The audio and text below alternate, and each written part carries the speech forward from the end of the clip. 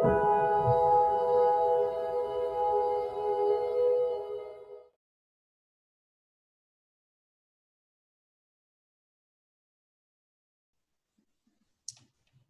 Excellencies, Mr. Reverend, Ambassador Shaw, Mrs. Ramos, Ambassador Rosny, Ambassador Yi, honored speakers and distinguished panelists, viewers, friends, colleagues, ladies and gentlemen.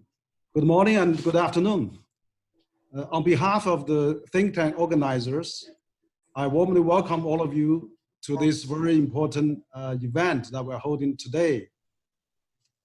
The day after tomorrow, on June 26th, the UN General Assembly will hold a commemoration of the signing of the Charter of the UN for this event. Echoed to this special occasion, Academy of Contemporary China and World Studies, Center for China and Globalization, Center for International Security and Strategy, Dialogue of Civilization Research Institute, Varda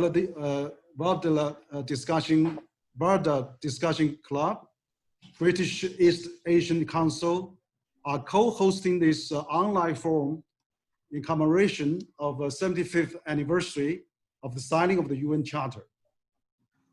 So on June 26, 1945, 75 years ago, the Charter was signed in San Francisco at the conclusion of the United Nations Conference on International Organization and come into force on 24th of October, 1945. And China was actually the first country to sign the Charter. By the means of saving succeeding generations from scourge of war, the Charter calls for UN to maintain international peace and security, promoting social progress and better understanding of life, strengthening international law, and promoting human rights. 75 years ago, the founding of the United Nations raised hopes for a new era of peace and prosperity for all countries. For the past 75 years, the United Nations has become a cornerstone of today's multilateral architectures, tasks with the managing and reduce shared global problem. The year 2020 saw the global outbreak of COVID-19, which has infected over 9.3 million people and killed nearly 500,000 worldwide. Facing unprecedented global health crisis with severe human, economic, and social costs, it serves our shared interest to uphold multilateralism and safeguard the international system with the UN at its core. Today, it is a good opportunity and an urgent moment for us to review the success and the lessons learned in implementing UN Charter over the last 75 years and look ahead and examine how best to collectively overcome current and upcoming challenges, helping UN enhance multilateralism to collectively achieve the sustainable development goals. So will this pandemic crisis provide a golden opportunity to rekindle the commitment to the multilateralism and sustainable development? How can the United Nations regenerate its capacity for mobilizing cooperation for shared challenges and reshape zeitgeist of our time? So we are very honored to have such a great distinguished speakers with us today, and so that we will introduce them in our when their speaking time is coming. So 2020 must be a year of a dialogue. So when we come together to discuss our priorities as a human family and how we can build a better future for all, it is really imperative for all to adhere to the purpose and the principle of UN Charter, strengthen the international legal order, and maintain international cooperation. So we are very pleased and very fortunate to have all of you gathered at this special occasion on the eve of UN signing the UN Charter. So I'm just making this brief introduction, and on behalf of the Chinese organizers, And also, I would also invite Dr. Yakunin to speak a few words on behalf of the international think tank organizers. Dr. Yakunin, please. Please open your speaker. Good morning, ladies and gentlemen, distinguished Dr. Wang. I'm very pleased to see you and many familiar faces at this very important gathering, though, you know, of course, webinar gathering, not physical, but I still hope, I'm optimist that we will have the chance to sit together to drink some tea in China capital or whatever places. Dear ladies and gentlemen, I only can support what was said by Dr. Wang concerning the very important date we are going to commemorate. And it is very important to learn from the previous history in order to prevent the crisis in contemporary world.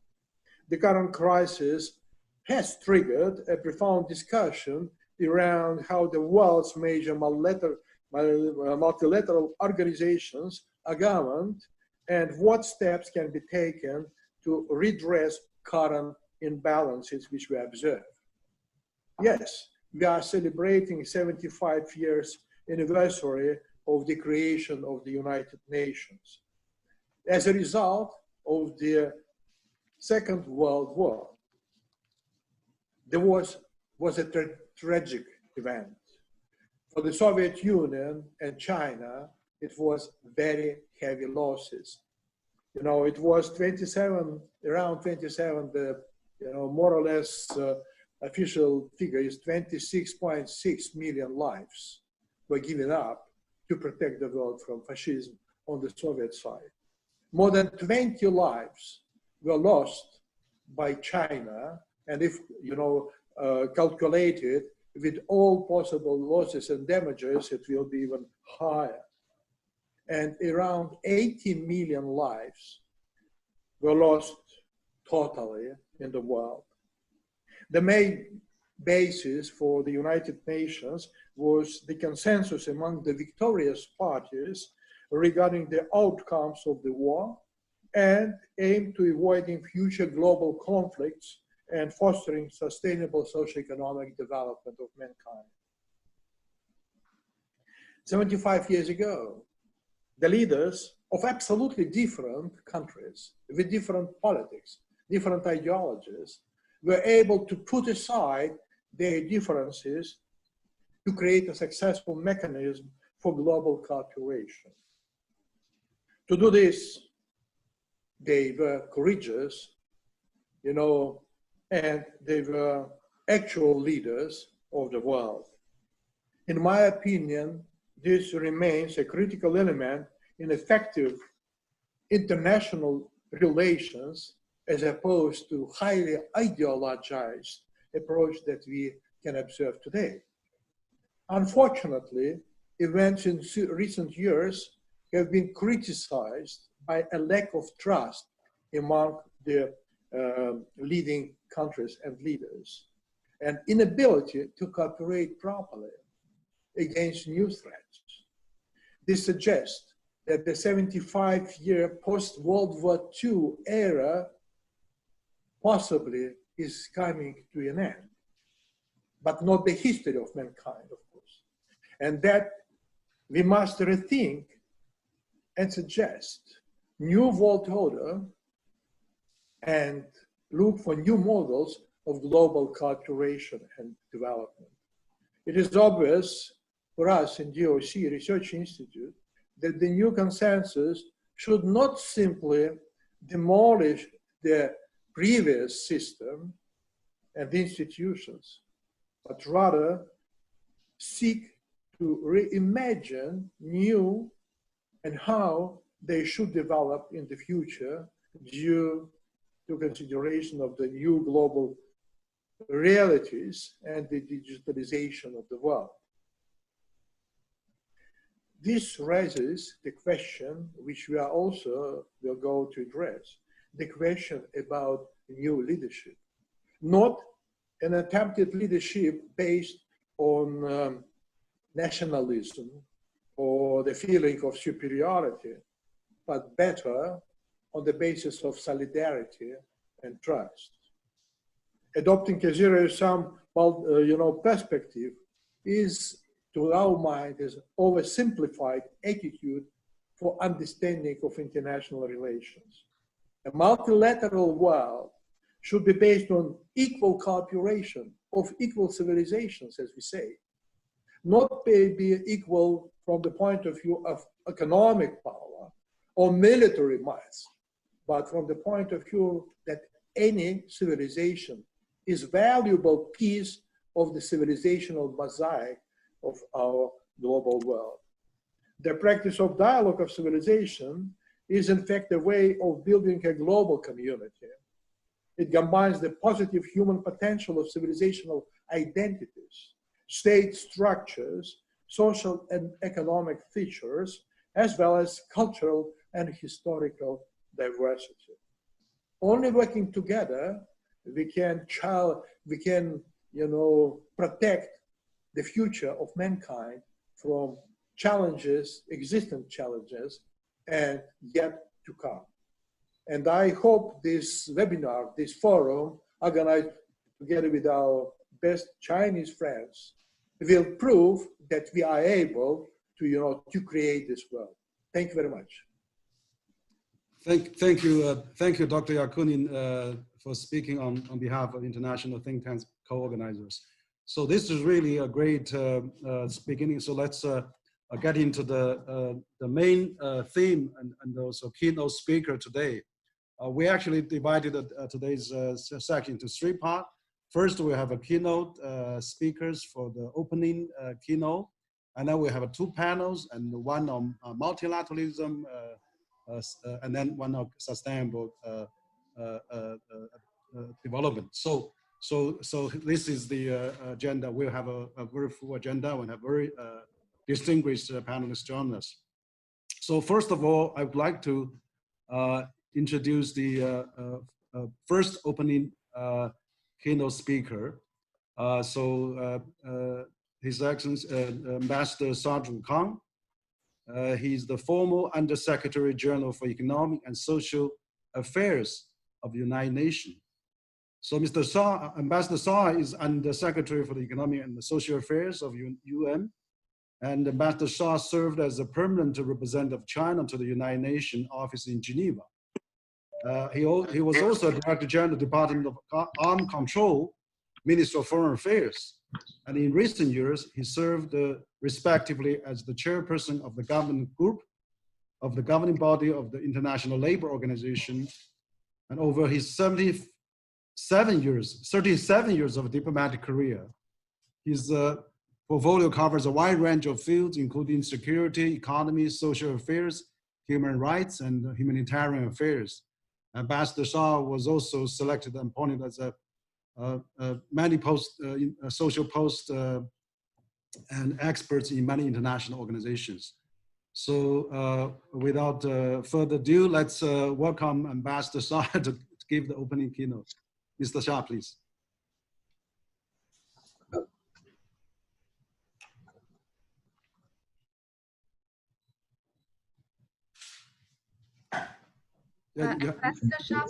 Well, thank you, Chair. Distinguished participants, excellent ladies and gentlemen, I thank the organizer for the opportunity to address this forum. To begin with, let me first flag a few points. First, this year, the year 2020, marks the 70th anniversary of the United Nations. We should not miss the opportunity to take stock of the role of the United Nations, particularly where the United Nations system should face, where should it go. Second point, I believe it is not only necessary, but also imperative to look forward and backward after 75 years. What are the experiences which need to be carried forward? What are the lessons or shortcomings which should be overcome? Thirdly, personally speaking, we can imagine what the world would look like without the United Nations. I believe in the absence of United Nations, perhaps the Third or Fourth World War may have taken place. More frequent economic and social crises may have happened. Firstly, multilateralism and its multilateral institutions need and should be further strengthened instead of being weakened to adapt to the fast changing world. Last, the fifth point, with the UN, as we all know, it has three pillars. Right now, we have Security Council to address security issues, ECOSOC to address economic and social issues, Human Rights Council to address human rights issues. Of course, in addition, we have many other specialized agencies funding the programs as multilateral institutions. We should look at them each and one by one, respectively. As colleagues know, I devote a great part of my career to multilateral diplomacy. First, on global security, and later on, global sustainable development. So, enhancing multilateralism is part of my professional life, my professional DNA. Sorry to be a bit personal. I also commend the organizers for focusing this event on Sustainable Development Goals, SDGs. I had fortune to be the Secretary General of the year 2012 United Nations Conference on Sustainable Development, also known as the Rio Plus 20. Among the outcomes of the Rio Plus 20 is the launch of the Global Journey on SDGs, which were adopted by the United Nations General Assembly in September 2015.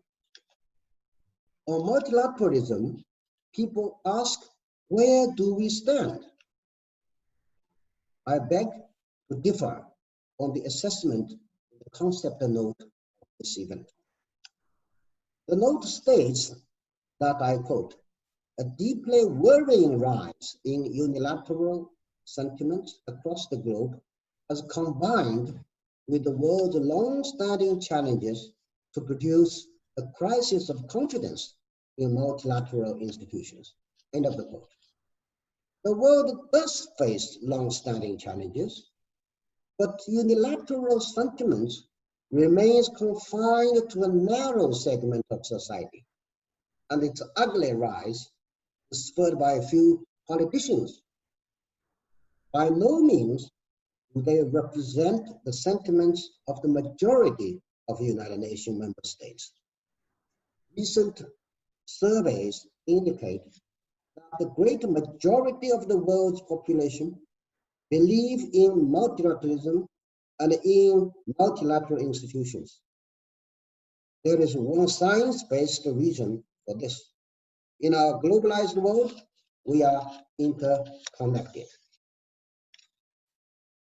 We share the same challenge in climate change, ocean acidification, air pollution, land degradation, loss of biodiversity, and the spread of diseases.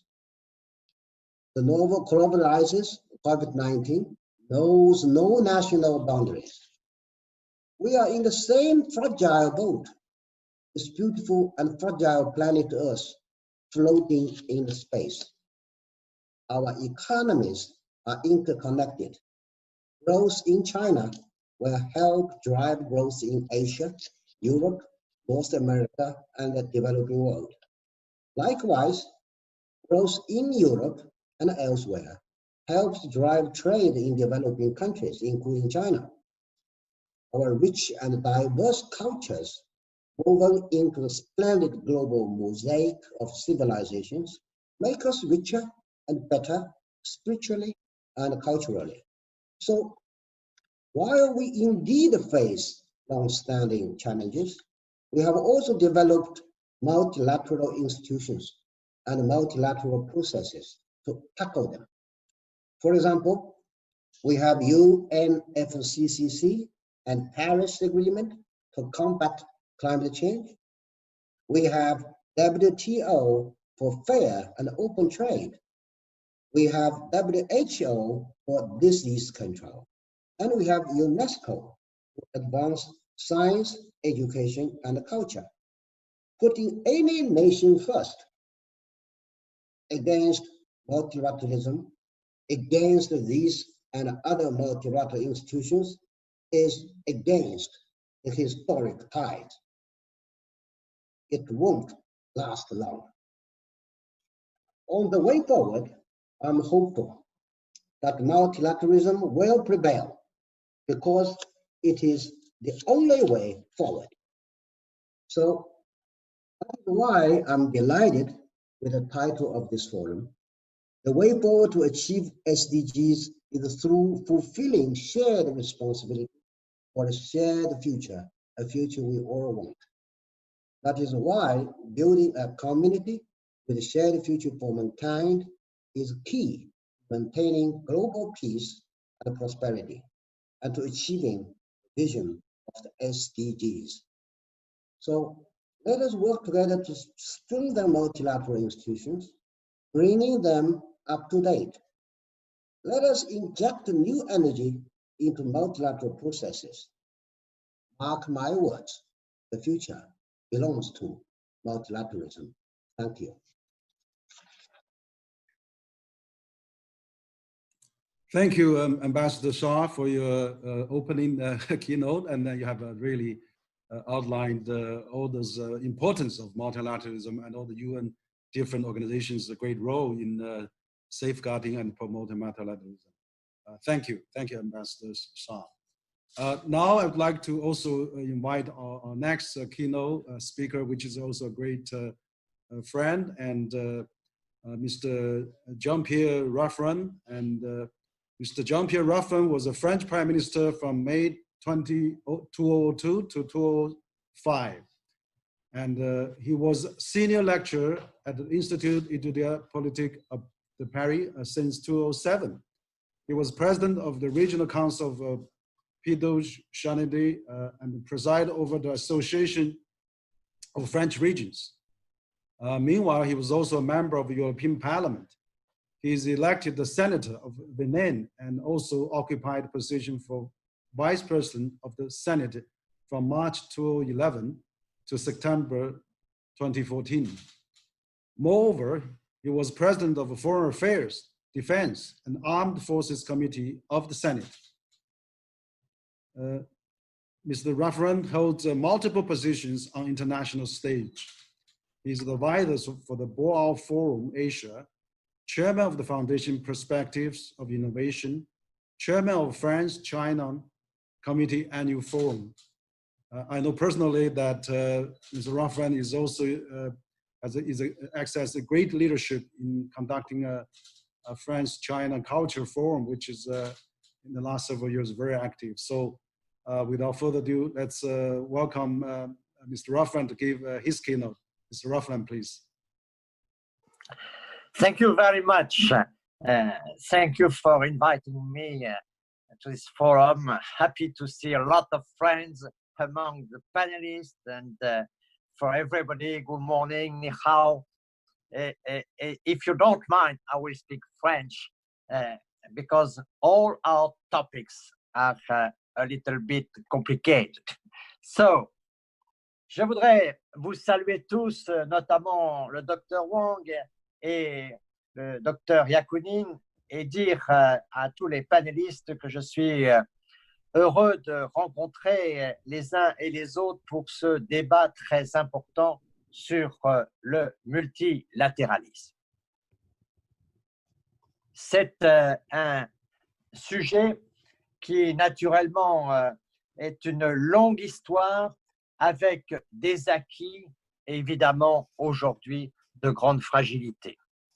Les acquis concernent principalement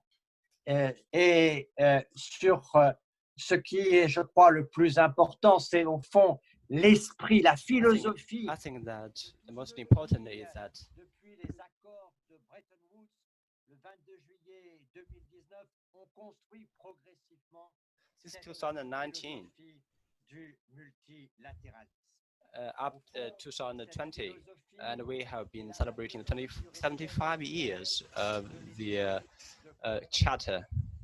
La diplomatie multilatérale, c'est donner Multilateralism, actually, we have very common sense on that part, and we have all agreed to that. We need to respect that the territory, sovereignty, we must respect that. And also through the foreign exchanges that we solve a lot of problem, like facing that together after communication. And today, we need to weigh on l'expression de cette interdépendance 400 institutions internationally, as we know that, and some institutions are government institutions, some are not, or profit organizations are not profit organizations, but they are all working together with each other. Each country should not put their interest above the multilateralism, and no country should bully the weakness. And from the history lessons like the Second World War, after the end of that, we say that multilateralism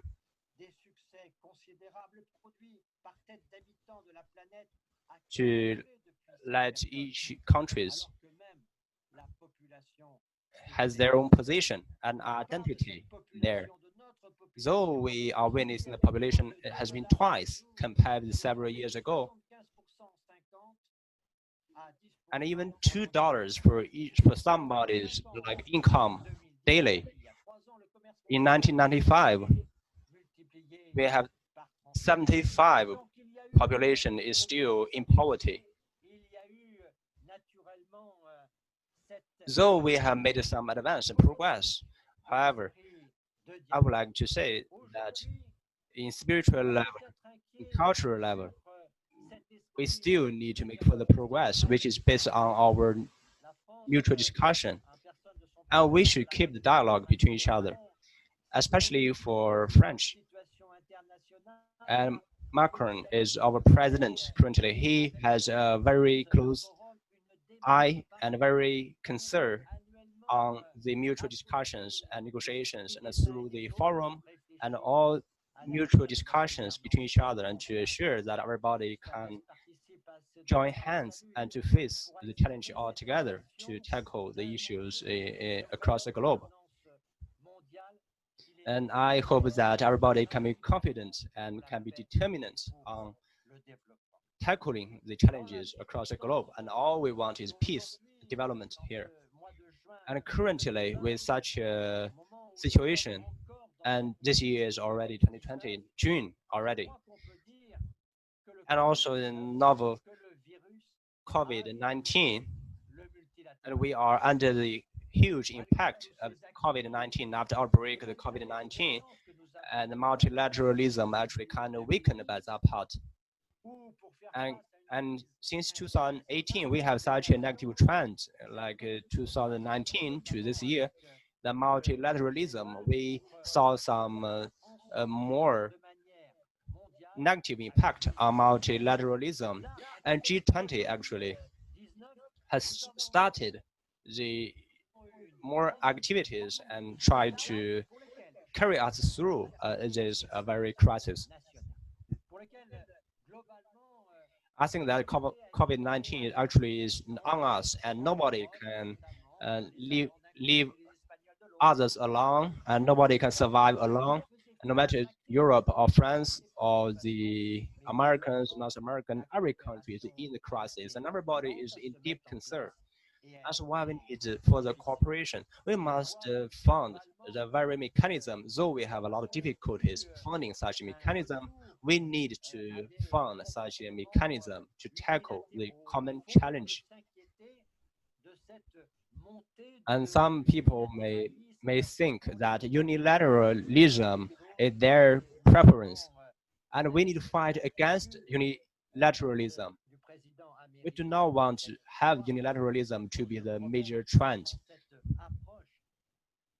And President sometimes to ask it a very detailed way, and we always offer the very ideas to our president that face such a challenge through the WHO or WTO. Actually, WHO has kind of weakened by the to some extent a lot of pressure and some people exiting and some strong power actually are exiting from the WHO. Is that good news? And we need to take the very positive side. We need to have a solidarity. We need to ensure multilateralism can be enhanced and to be courageous and to conquer the fight against the unilateralism. We know that institutions need to be enhanced, need to be updated. 35 years has been passed after signing the charter, and 75 Africa and China. And imagine that 75 years have passed, such so many changes after that, and all these revolutions mainly for the new changes. And we need to insist on such a multilateralism, and that's very crucial. We need to find new solutions here, and in the globalization trend like today, to guarantee the multilateralism and to be encouraged, enhanced, instead of weakened by unilateralism or damaged by unilateralism. I think our institutions and our mechanisms for the United Nations Security Council, we need to defend United Nations. They need to do the updating, we need to do the upgrading, and we need to do the innovations all the time. We need to invent the vaccine. We need some time to develop and to reform. That's very crucial. And the priority here, I'm thinking, and today we are working on progressing for new multilateralism, and progressing is very crucial. We need to do more. We need to practice more to guarantee that some priorities need to be settled first. And for poverty, alleviation, and it's not about getting some pie dropping from the sky. We need to ensure that all the efforts must be spent on that part. It's very crucial. We are not waiting. We need to do something. We need to enhance our cooperation and coordination mechanisms must be enhanced. And also we need to prevent the further crisis. That's also very crucial. We need upgraded new organizations, mechanisms to have closer cooperation between each other for further prevention of a new crisis, and in the peaceful way of cooperation instead of very interference. And we are defending the sovereignty. At the same time, we are weakening for fragility there. So mainly it's about multilateralism here. We need to set that as a priority, multilateralism, and that's very, very important against unilateralism. We are going toward this trend. We are marching forward. All we need is to have such a spiritual in our mind to start a dialogue between each other, no matter what's happening, no matter what challenges are lying before us, and no matter how huge pressure on our shoulders, we need to start our dialogue. That will work. And though we use different language, sometimes we cannot solve all the problem at a time. But however, we can put all the challenges on the table, and we can start a dialogue, and through enhancing mutual understanding, it's much better than unilateralism. And after reforming, upgrading, progressing, we will make it better for sure. The third part, I would like to mention a little bit about the trend, the future forward. And we need to enhance multilateralism. And currently, we have a lot of regional, working on the regional or the unilateralism is prevailing. And facing such a challenge and difficulties lying in front of us, our EU is capable to solve such a challenge. In other part, it has a lot of difficulties.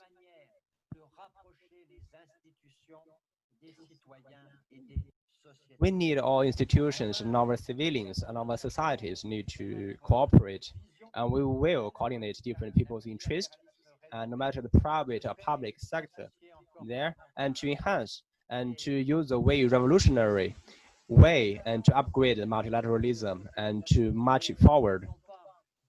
I want to specialize in one point is that in the current world,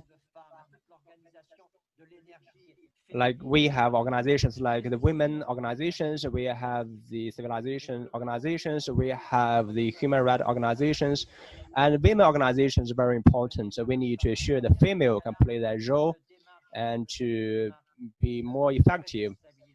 And I think that women can be playing much more important role here and to be the very pillar and to enhance efficiency, especially for the young guys and like African people.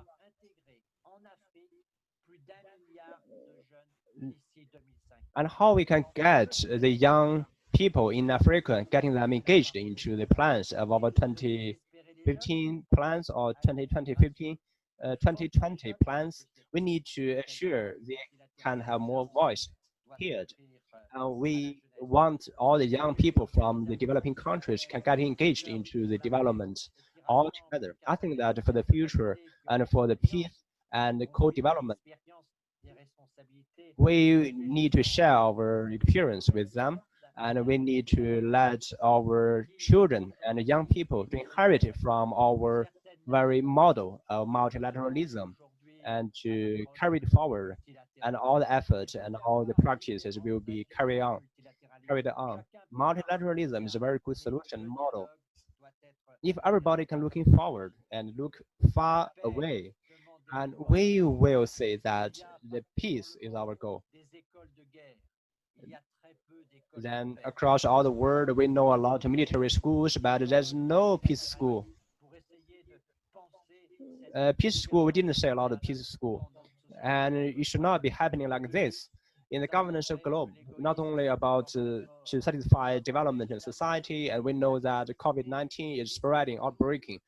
And also we need to think that the COVID-19, apart from that, we know there are other issues like COVID-19 caused a lot of disasters and threats and causing a lot of unbalance, especially some vulnerabilities happening there to some countries without partners. We need to coordinate all the partners.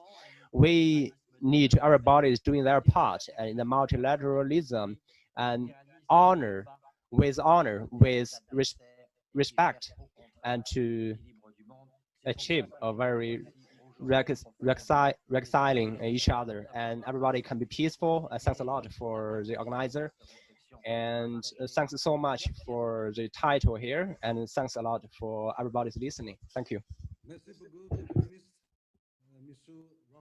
For our excellent talk. I think it's really great. You have shared your unique perspective and give a lot of new thinking, and we really should safeguard multilateralism, and particularly in today's crisis of fighting COVID-19.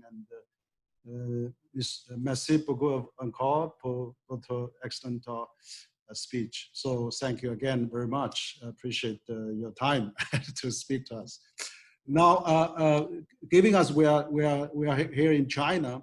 I would also like to invite UN Ambassador to China, Nicholas Rossini, to give us a keynote.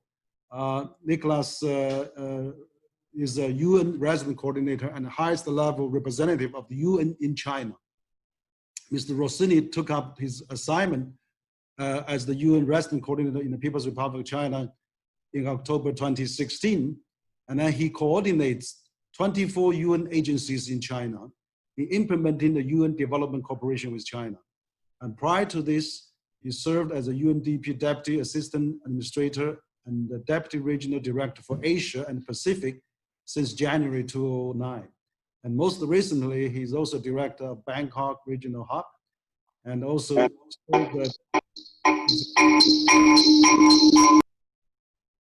served as a UN Deputy, also served as UN Deputy Assistant Administrator for the Deputy Regional Director for Asia and Pacific, and most recently as a Director of Bangkok Region Hub. So without further ado, we ask Mr. Rossini to give his keynote, but unfortunately he was on the airplane today to Shanghai, so he sent his recorded video, and we'll play his video to give his speech at this conference. Now let's have his video, please. Mr. Wang, distinguished participants, colleagues, ladies and gentlemen. On behalf of the United Nations in China, it is my great pleasure to join you in this virtual event in commemoration of the 75th anniversary of the United Nations with CCG and two leading Chinese think tanks, the Academy of Contemporary China and World Studies and the Tsinghua Center for International Security and Strategy. As you know, the UN was born in 1945, following the end of the Second World War, to preserve world peace and prevent future conflicts. In its early decades, the organization's primary mission was peacekeeping against the backdrop of Cold War. After the end of the Cold War, the United Nations was able to expand its focus on development and its field operations to tackle the pressing issues confronting humanity, such as poverty, food security, health, inequality, and many more. During my career at the UN, I witnessed this shift as the world's economy grew rapidly at unprecedented rates, and the international exchanges in the post-Cold War era stimulated technology-driven industrialization and deepened connectivity. Globalization has created immense benefits and opportunities, enabling more efficient supply chains, creating jobs that have brought millions of people out of poverty, and accelerating digitalization. While we reap the dividends of fast social and economic growth, we should also be aware that if we fail to ensure fair globalization and sustainability, we will have to bear the consequences of amplified inequality and exacerbated environmental degradation. In 2020, the world faces the gravest challenge since World War II, the COVID-19 pandemic. Every country is struggling to absorb the unfolding shock from this health crisis. Unemployment rates have increased, businesses have suffered, inequalities within and between countries have grown, and the progress on poverty reduction has reversed. The COVID-19 pandemic is a stark reminder of the need for cooperation across borders, sectors, and generations, the importance of aligning development strategies with sustainability principles, and the urgency to mobilize action towards the Sustainable Development Goals. This year has already been described as a time of opportunity for a profound systemic shift to a more sustainable economy that works for both people and the planet. The year 2020 also marks the 75th anniversary of the founding of the United Nations. To combat the pandemic, now more than ever, we need to reaffirm our global commitment towards the principles of the United Nations Charter and towards achieving the 2030 Agenda. No government and no organization will be able to recover from the devastation of the pandemic and achieve the SDGs alone. All parts of society, including national and local government, civil society, think tanks, youth, the media, businesses, and academia, will have to work in partnership to leverage this moment of crisis and take bold steps to steer the world back on track towards the Sustainable Development Goals. On the occasion of its 75th anniversary, the United Nations is holding online dialogues around the world to offer an opportunity and a platform for people to brainstorm and discuss priorities, envisage the future we want, and define how enhanced international cooperation can help realize our vision by 2045. The UN's 100th birthday. This survey places special emphasis on youth and those whose voices are too often marginalized or not heard in global affairs, but who are and will be the most affected by our actions today.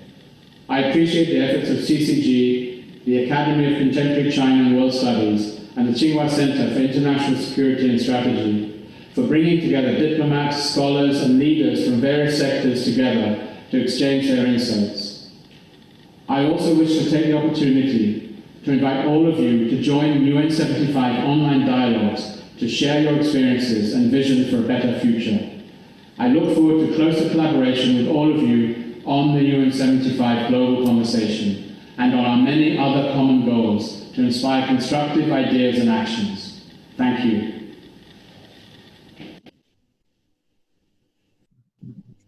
Thank you, Mr. Rossini. Actually, also he has made a lot of UN has made a lot of contribution to China, and he has actually testified on that. So, so it's really great. We have all the UN representatives on our forum, and I'm sure we also have many hear more from subsequent our panel. We have many UN agency representatives. Now I'd like to introduce our fourth keynote speaker, Madame Gabriela Ramos. Madame Gabriela Ramos is the OECD Chief of Staff and also Shepherd to the G20. She is responsible for the contribution of the OECD to the global agenda, including the G20, G7, and APEC. She held several positions in Mexico government and launched a consultants forum leading major environmental and social projects. Later, she served as a director of OECD office in Mexico and Latin America, coordinating several, quite a few reports and activities to advance the health and education reform in the country. And now she has been in OECD for quite some time, and she's really demonstrated a strong leadership in OECD-related activities. Now it's a great pleasure to invite Madame Gabriela Ramos to deliver her keynote. Madame Ramos, please. Thank you so much for this invitation. I really want to thank the Center for China and Globalization and the Dialogue of Civilizations Research Institute for this very good call. As we have heard from previous speakers, if any, this global pandemic, this global problem we have in terms of the health systems, in terms of the impact on lives, in terms of the impacts on livelihoods, in terms of the impact of the economy, require a global response. But it also felt at the moment where multilateralism is called into question, where the first reaction by leaders in many countries is just to look inward and not to go outward for solutions that we know only the international system can provide. And therefore, this discussion is very important because we have now a possibility of looking first of how this global problem happened and how do we solve it through international cooperation, or how are we going to rebuild a world and look for solutions that are only answering the national considerations, and this will be suboptimal. And we should not forget that even in the context of this pandemic, we really need to strive and continue with the effort to address the global challenges as identified by the United Nations, as identified by the SDGs, as identified by the Paris Climate Agreement, because it's also true that we knew that pandemic happens, big problems on health issues happen, they know no frontier, and we were not really well prepared. I think this is one of the lessons, and this is something that we need to bring to the table to come back together. So, and COVID is also a tragic reminder of what is really important for us as human beings: the good physical and mental health, the environmental context, the social connections, education, and this health crisis made us reevaluate our priorities and to really find out what we treasure the most. The health impact have been terrible, and we are with the thousands of people that have lost their lives, or they have lost a family or a relative. The confinement measures that have to be taken because the health systems were not prepared to cope with this pandemic have been also devastating. And as many of the speakers have mentioned, these measures come at the top of a situation that was already very fragile. It was fragile because of the protectionist measures in international trade or international economy, but also the results of a growth model that left so many people behind. At the OECD, we have been documenting for the last 10 years the increasing inequalities of income and opportunities, not only in developing countries and the most backward regions, but even in the most advanced economies. There has been a trend, concentration at the top, deprivation at the bottom, and the COVID has also showed these vulnerabilities. Because when you have a crisis, what happens is you test the resilience and you test the strength of the systems as you have them. And we know that they have not been performing very well. And that includes the multilateral system. What happens is that the confinement measures had to be very tough to allow for the health system to cope with the problem. And what we see at the OECD is that because we don't have a vaccine, and we will need to live with the virus for the time to come until we find a cure or we find a medicine or a vaccine, the fact is that the impact on the economy is going to be really important. But there's lots of uncertainty because we don't know if there's going to be a second wave. We are now seeing some cases again in China and in Korea. We see countries like mine, Mexico or Brazil or the US really suffering and being the epicenter of the pandemic now.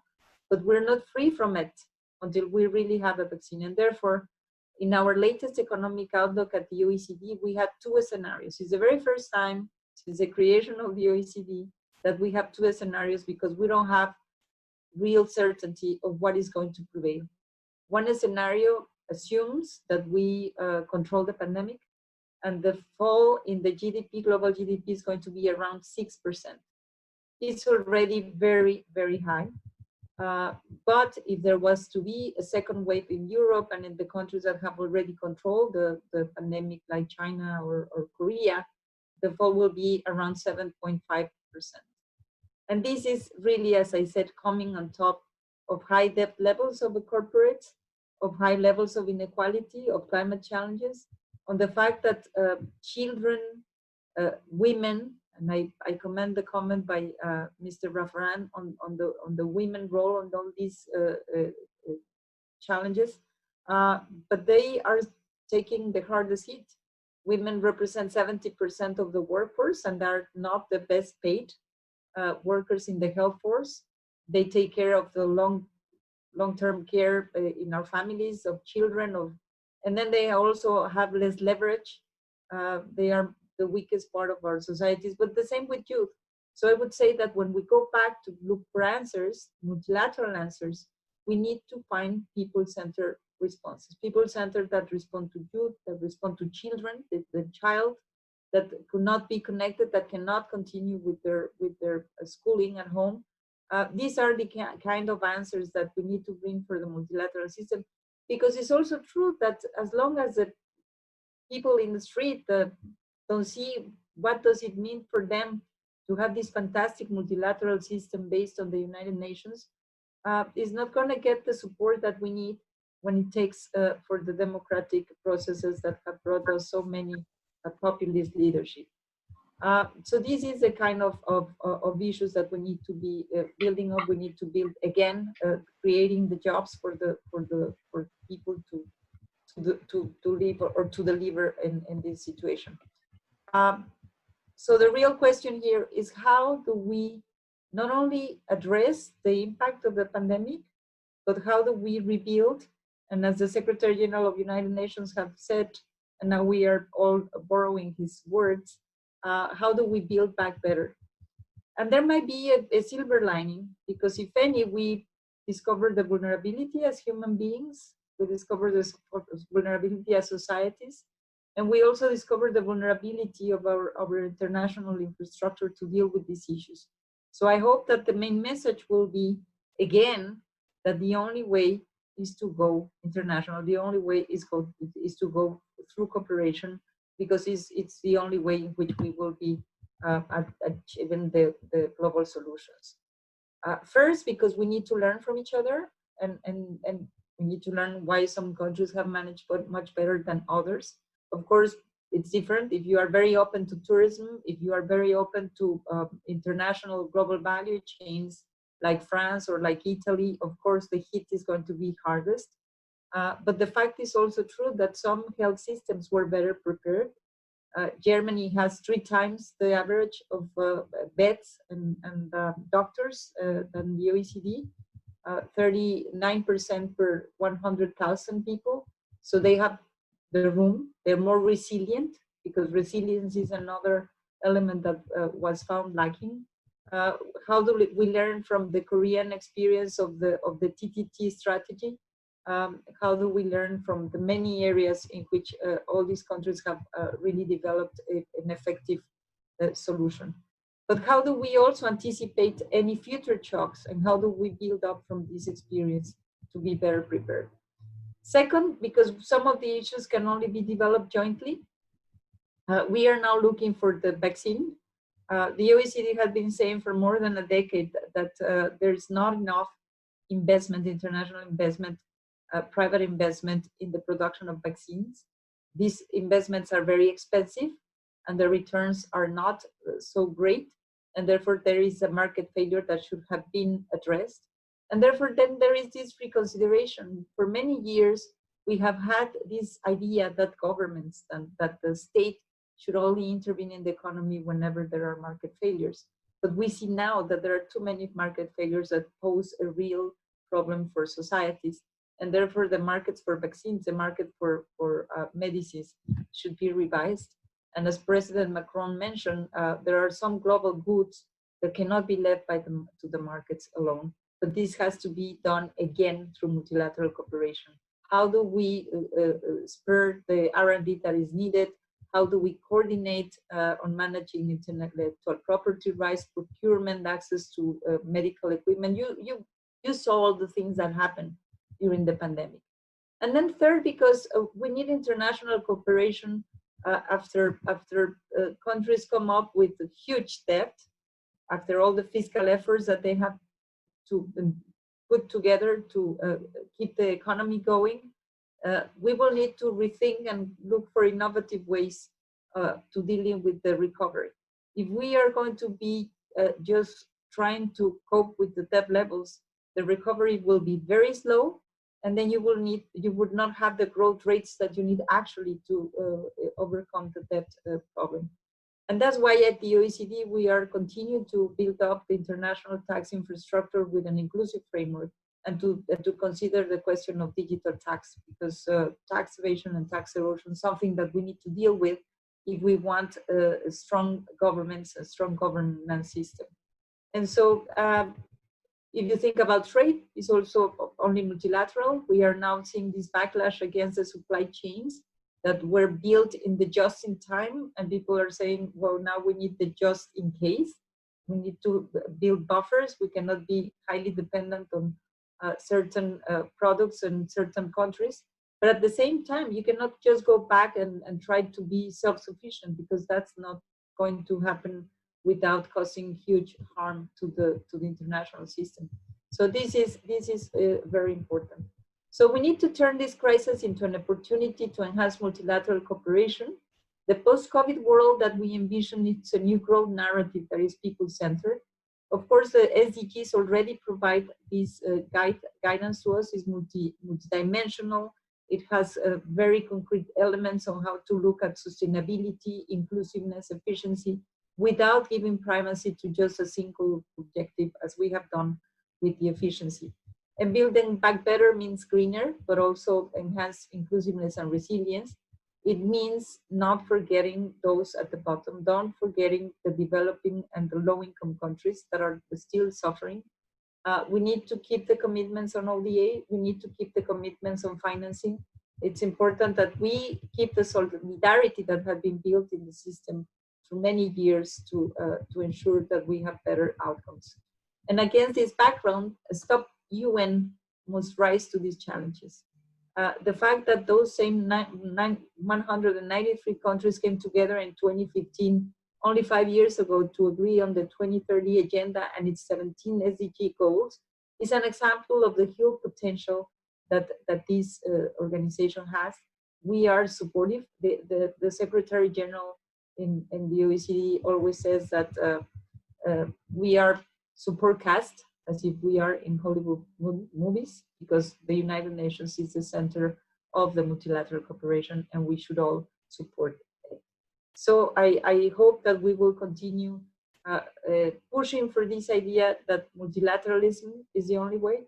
I hope that we will be able to show those leaders that today are refusing or turning their back to multilateralism that is very costly to do so. And I hope that all of us that believe that through international cooperation we can achieve better outcomes will stick together. And that's why I'm very glad to join you today. Thank you very much. Thank you, Madame Ramos, for your excellent speech as well. And you talk about cooperation and also let's turn the crisis into opportunities. So it's really a great talk that we all need to focus on. So thank you again very much. And now our final keynote, and I would like to introduce Ambassador Yi Xiaozhun. Ambassador Yi Xiaozhun began his first term as a Deputy Director General of the WTO on 2013. And he has been reappointed for the second four-year term, starting 2017. He represented China as a key negotiator in China's WTO accession process, making an important contribution to the negotiation of China joined WTO. Minister Yi was China's Vice Minister for Commerce in charge of multilateral and regional trade negotiations and cooperation. He played a leading role in negotiating numerous free trade agreements, including China-ASEAN Agreement, China First FTA, and also advanced China's involvement with Asia-Pacific Economic Cooperation, APEC, and Asia-Europe meeting, ASEAN, the United Nations Conference on Trade and Development, UNICHAD, and Organization of Economic Cooperation and Development, OECD, and the 10+3 East Asia Summit and related high-level meetings. So we're also very lucky we got Minister Yi, Ambassador Yi present today as well. So we have an organization from OECD, from WTO, from UN. So Ambassador Yi, please, your turn. Thank you very much, Mr. Wang. I first want to thank CCG for organizing this timely forum. Let me start with a confession. I am a multilateralist. As mentioned by Mr. Wang, I spent my whole career to promote multilateral trading system. I firmly believe that there's no other way to deal with today's global challenges, from trade to the environment to human health, than through global cooperation. The COVID-19 crisis has strengthened, not weakened, the logic of multilateralism. The global recovery will depend on countries sharing information, cooperating on treatments, and keeping the world economy open. In a pandemic that knows no borders, one country's crisis is everyone's crisis. The danger we face is not just the pandemic, but international discord and fragmentation. Against that background, I believe the core objectives of the multilateral trading system are as valid today as when they were first set out after the Second World War. The system was a response to the chaos of the first half of the 20th century. It was based on a simple but powerful idea that global peace depended on global prosperity. Trade would fuel growth and development. Rules would promote security and fairness. Interdependence would give countries a stake in each other's success. That vision has succeeded spectacularly. Trade has expanded an astonishing 37-fold since 1945. Global output has increased eightfold. In the last 25 years alone, 1 billion people have been lifted out of poverty. The irony is that the challenge facing us today, managing a highly integrated and multipolar global economy, is the product not of the system's failure, but of its success. If the multilateral system is under strain today, it is partly because it has not kept up with the dynamic global economy it helped to create. If the multilateral system is under because it has not kept up, it helped to update the WTO's rulebook.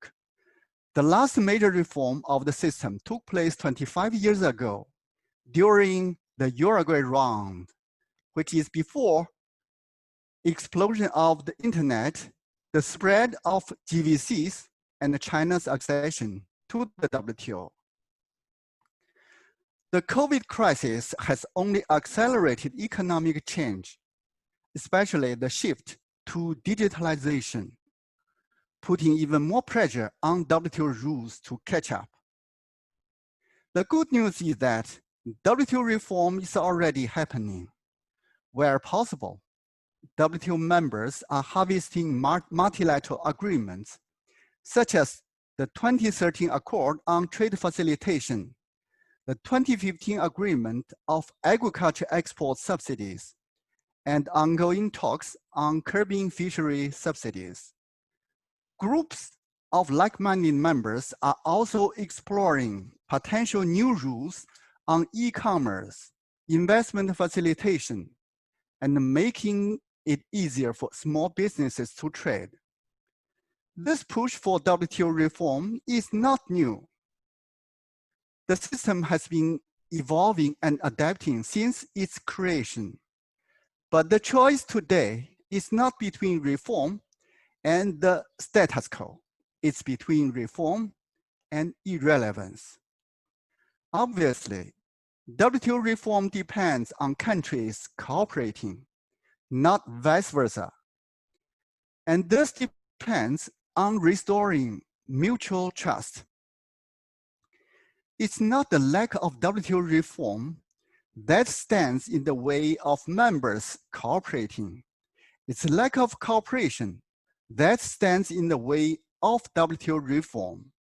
Moreover, restoring trade cooperation fundamentally depends on restoring trust, especially between the world's major economies. Without trust, there can be no cooperation, and without cooperation, there can be no effective WTO. Here comes my final point, that multilateral cooperation is messy and complicated, but it's also indispensable to managing our interconnected economies. The alternative to an open, cooperative, and rules-based multilateral system is a more closed, divided, and power-based one, where trade relations are determined by coercion, where economies turn inward, and where businesses face an increasingly uncertain and disorderly future. I thank you. Thank you, Ambassador Yi, and for your also very stimulating speech. Actually, cooperation is really important, and WTO is a testimony of the success of the global trade. But also, we need innovation and we need the cooperation. So to put it forward, so it's very crucial for the innovation. Thank you very much for your keynote. Now we have concluded our keynote portion of our webinar, and I want to thank all our keynote very much. Actually, you formed a very good framework actually for continuous discussion, and we have medias from China and also international medias. We have quite a lot of people watching us, and I think that's really great that we have a very great discussion on this general topic that concern every country and everyone actually in their mind. So it's a great occasion at this 75th anniversary of UN.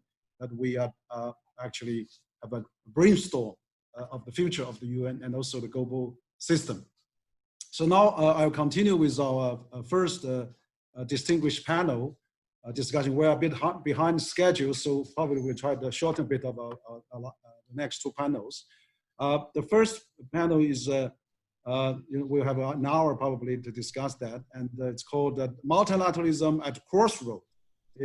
Just like we heard, WTO is at the crossroad as well. So the challenges, prospects, and innovation for global governance in a changing world. And we are also very fortunate today. We have 6 very distinguished speakers join us.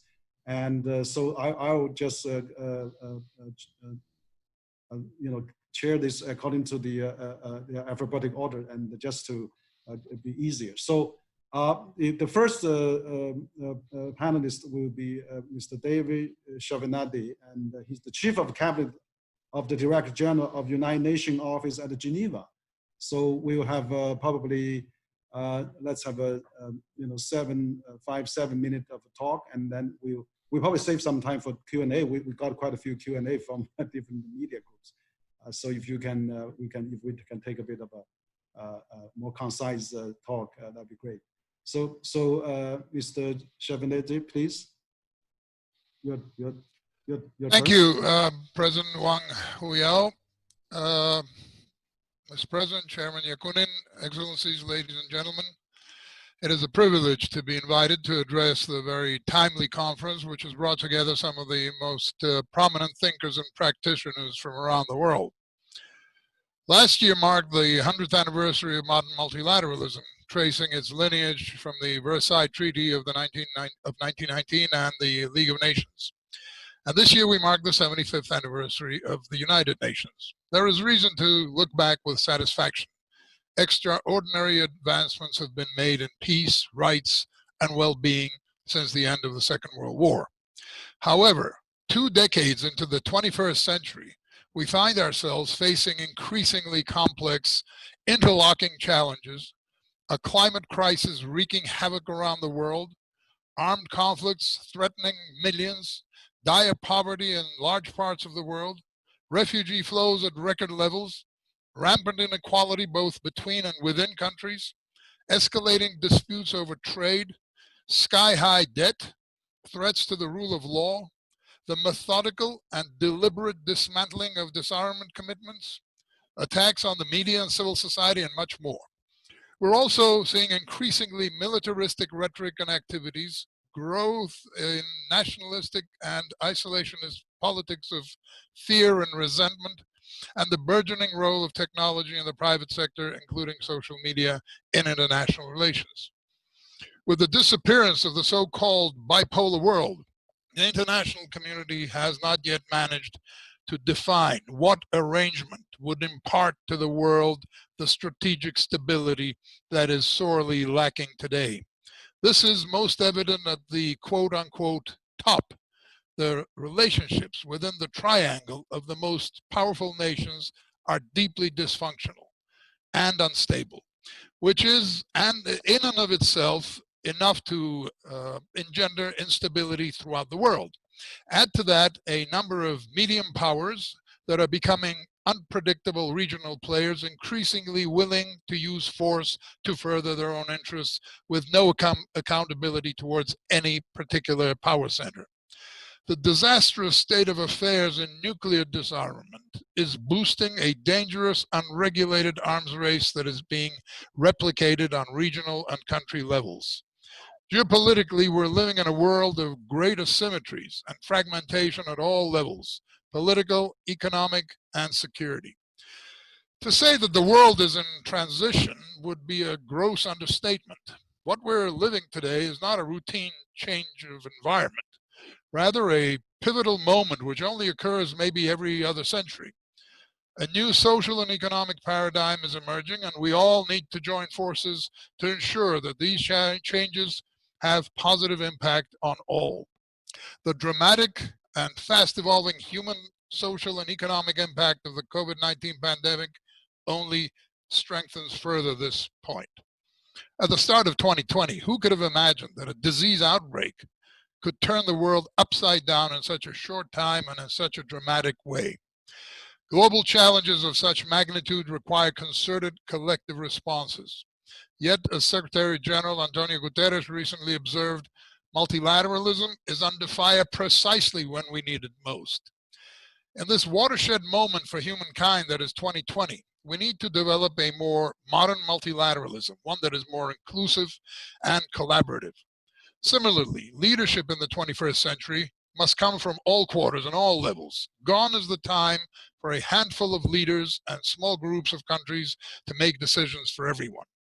We constantly hear from different quarters statements that question the relevance and role of the United Nations as the universal international organization.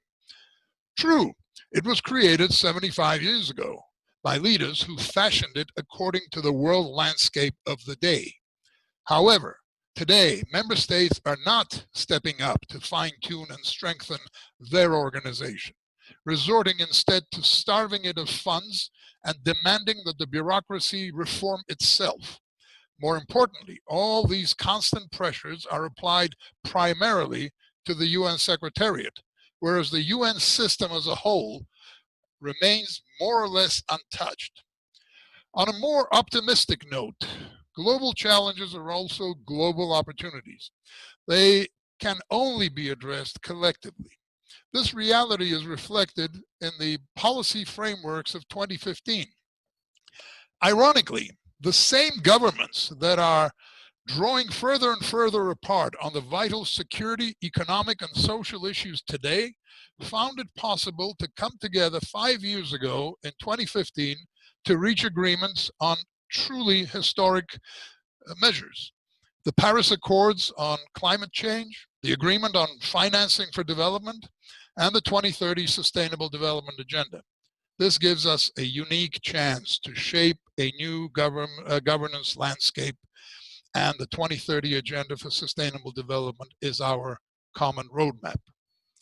Ladies and gentlemen, at different times throughout the centuries, the world powers of the day turned to multilateralism only after some prolonged, devastating conflict that they had either blundered or charged into left them no choice but to sit down and talk, negotiate, and take into account a balance of interests of all parties. Today's challenges and attacks on multilateralism and the seeming inability of the international community to re-engage and work together to stem, in the words of the United Nations Secretary General, the wind of madness sweeping the globe, do not bode well. We seem to be on the verge of blundering into something far more devastating than the world has experienced before for a variety of reasons, not least among them unusually deteriorated relations among the most heavily armed and powerful states, a climate catastrophe that is already at our doorstep, the dark side of the unprecedented quantum leaps in technological development, the deficit of trust among peoples, countries, communities, and societies. Add to that the game-changing COVID-19 pandemic, and what the world has before it is a stage set for planetary calamity. We need to pull back from the precipice in time. Multilateralism, modern multilateralism, is the only way to do this. Thank you very much. Thank you, Mr. Daisy, and for your very, comprehensive talk as well. I think you're right. The populism, nationalism pose a lot of threat to the multilateralism, and we have to really face the challenges, how we can overcome those challenges. And I think UN is very important to continue to play those important roles in promoting multilateralism. I also want to mention Mr. Davy Javnadi is also serving as Chief of Staff of the UN office at Geneva, and he has worked for over 33 years for the foreign government and international civil services. So he's a very experienced international organization promoter as well. So he's really has many activities and functions that he's played in the past 33 years. Now I would like to invite Mr. Minister Michi Gerchi the former Undersecretary of the State at the Italian Ministry of Economic and Development. Professor Gricci is a former Undersecretary of State in the Italian Ministry of Economic and Development, responsible for international trade and investment in the Compton One cabinet. Prior to that, he actually lived in 10 years in China, and also he spent 20 years in London, in many functions in the past of North China and Europe and also international very well. So now we have Minister Michel Gricci to speak.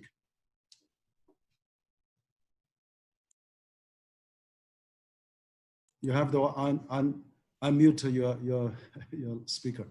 Many thanks, Director President Wang. It's a pleasure and an honor to be here. Thank you for the invitation. Many thanks to Dr. Yakunin, and I've heard with great interest the former speeches. Thanks again to Mr. Zucan, and of course to Prime Minister Jean-Pierre Raffarin. As we have been talking about multilateralism, and even you, President Wang, have just mentioned populism. I give you a 4 minutes view on how we can try to bridge the gap.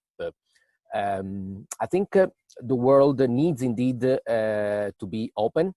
We need to continue to interact with each other. And as a former member of the Italian government, maybe a government that was amongst the populist government, I can give you a little bit of insight from the inside. What has happened is that I think leaders in the both developed and developing world, they need to see the benefits of multilateralism. The general narrative in the last couple of years has been that free trade, openness has indeed narrowed the gap between developing countries and developed countries. So it has been beneficial for inter-country disparities. It has, however, created disparity within countries. So we have had the growth of income disparity in countries.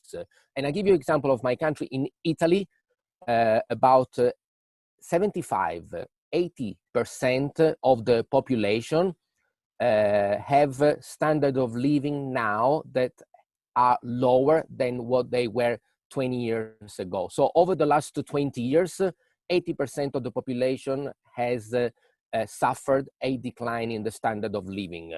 Now, for the general politician, it is hard to justify to continue the route without addressing those issues. This is why we have flirted with the idea of universal basic income. That is a topic that we are rebringing onto the table. Just now after the COVID-19, it becomes a little bit more urgent, exactly what I heard before, to look after the weak, the weakest section of the economy. You know, as an economist and trade economist, I see free trade that brings gain, but it is also a Darwinian process. It rewards the strong ones, those who adapt, but it leaves behind the weak ones, those that need time, maybe those who are old in their career, and they do not have the time, the skills, and even the money to reinvent into a new and retrain into a new career.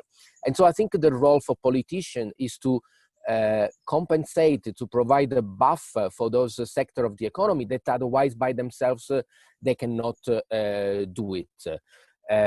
So trade is good. We are open to trade, but I think we need, and this is the role of think tank like CCG and others, and I'm very happy to be here today.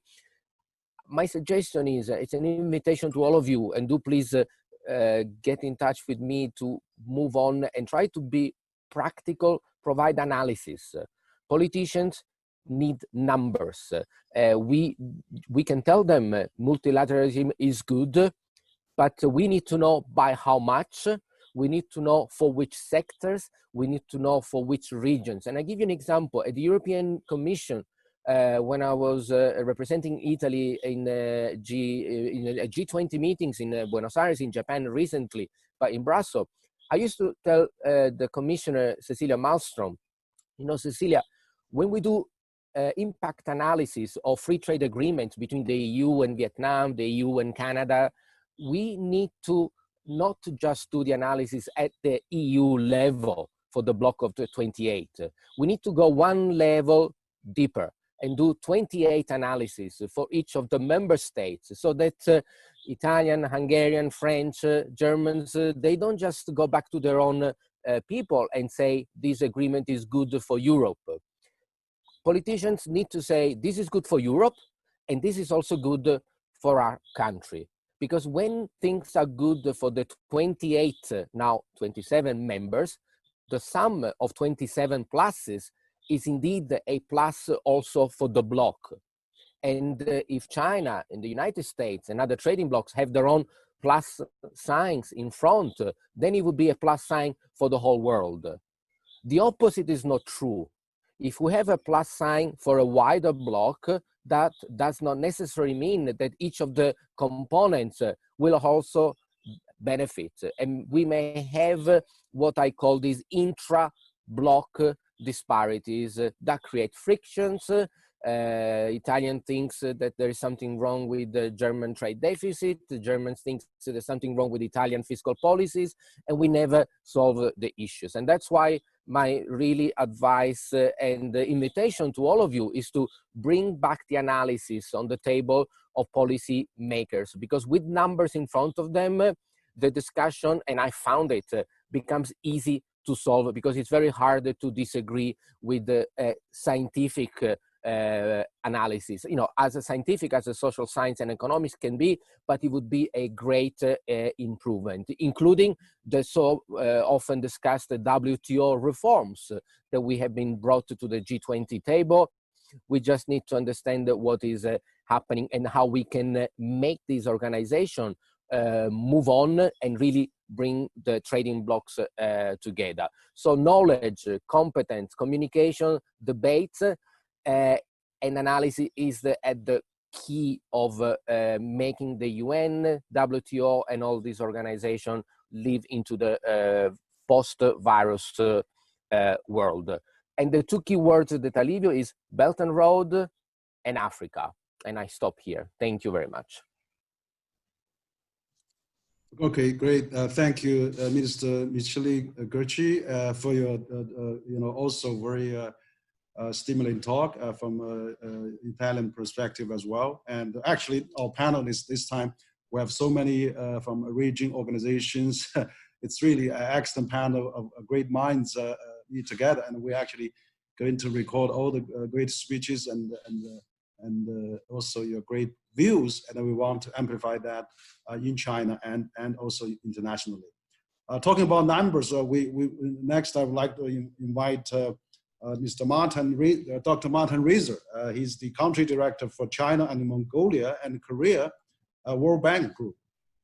So Dr. Reiser is leading actually a team at this and is managing one of the World Bank's largest loan portfolios and direct extensive analytical and advisory program in China and Mongolia. So he's a very professional at what he's doing, and had a growing knowledge and partnership with Korea as well. China and Korea and Mongolia, he's now looked after.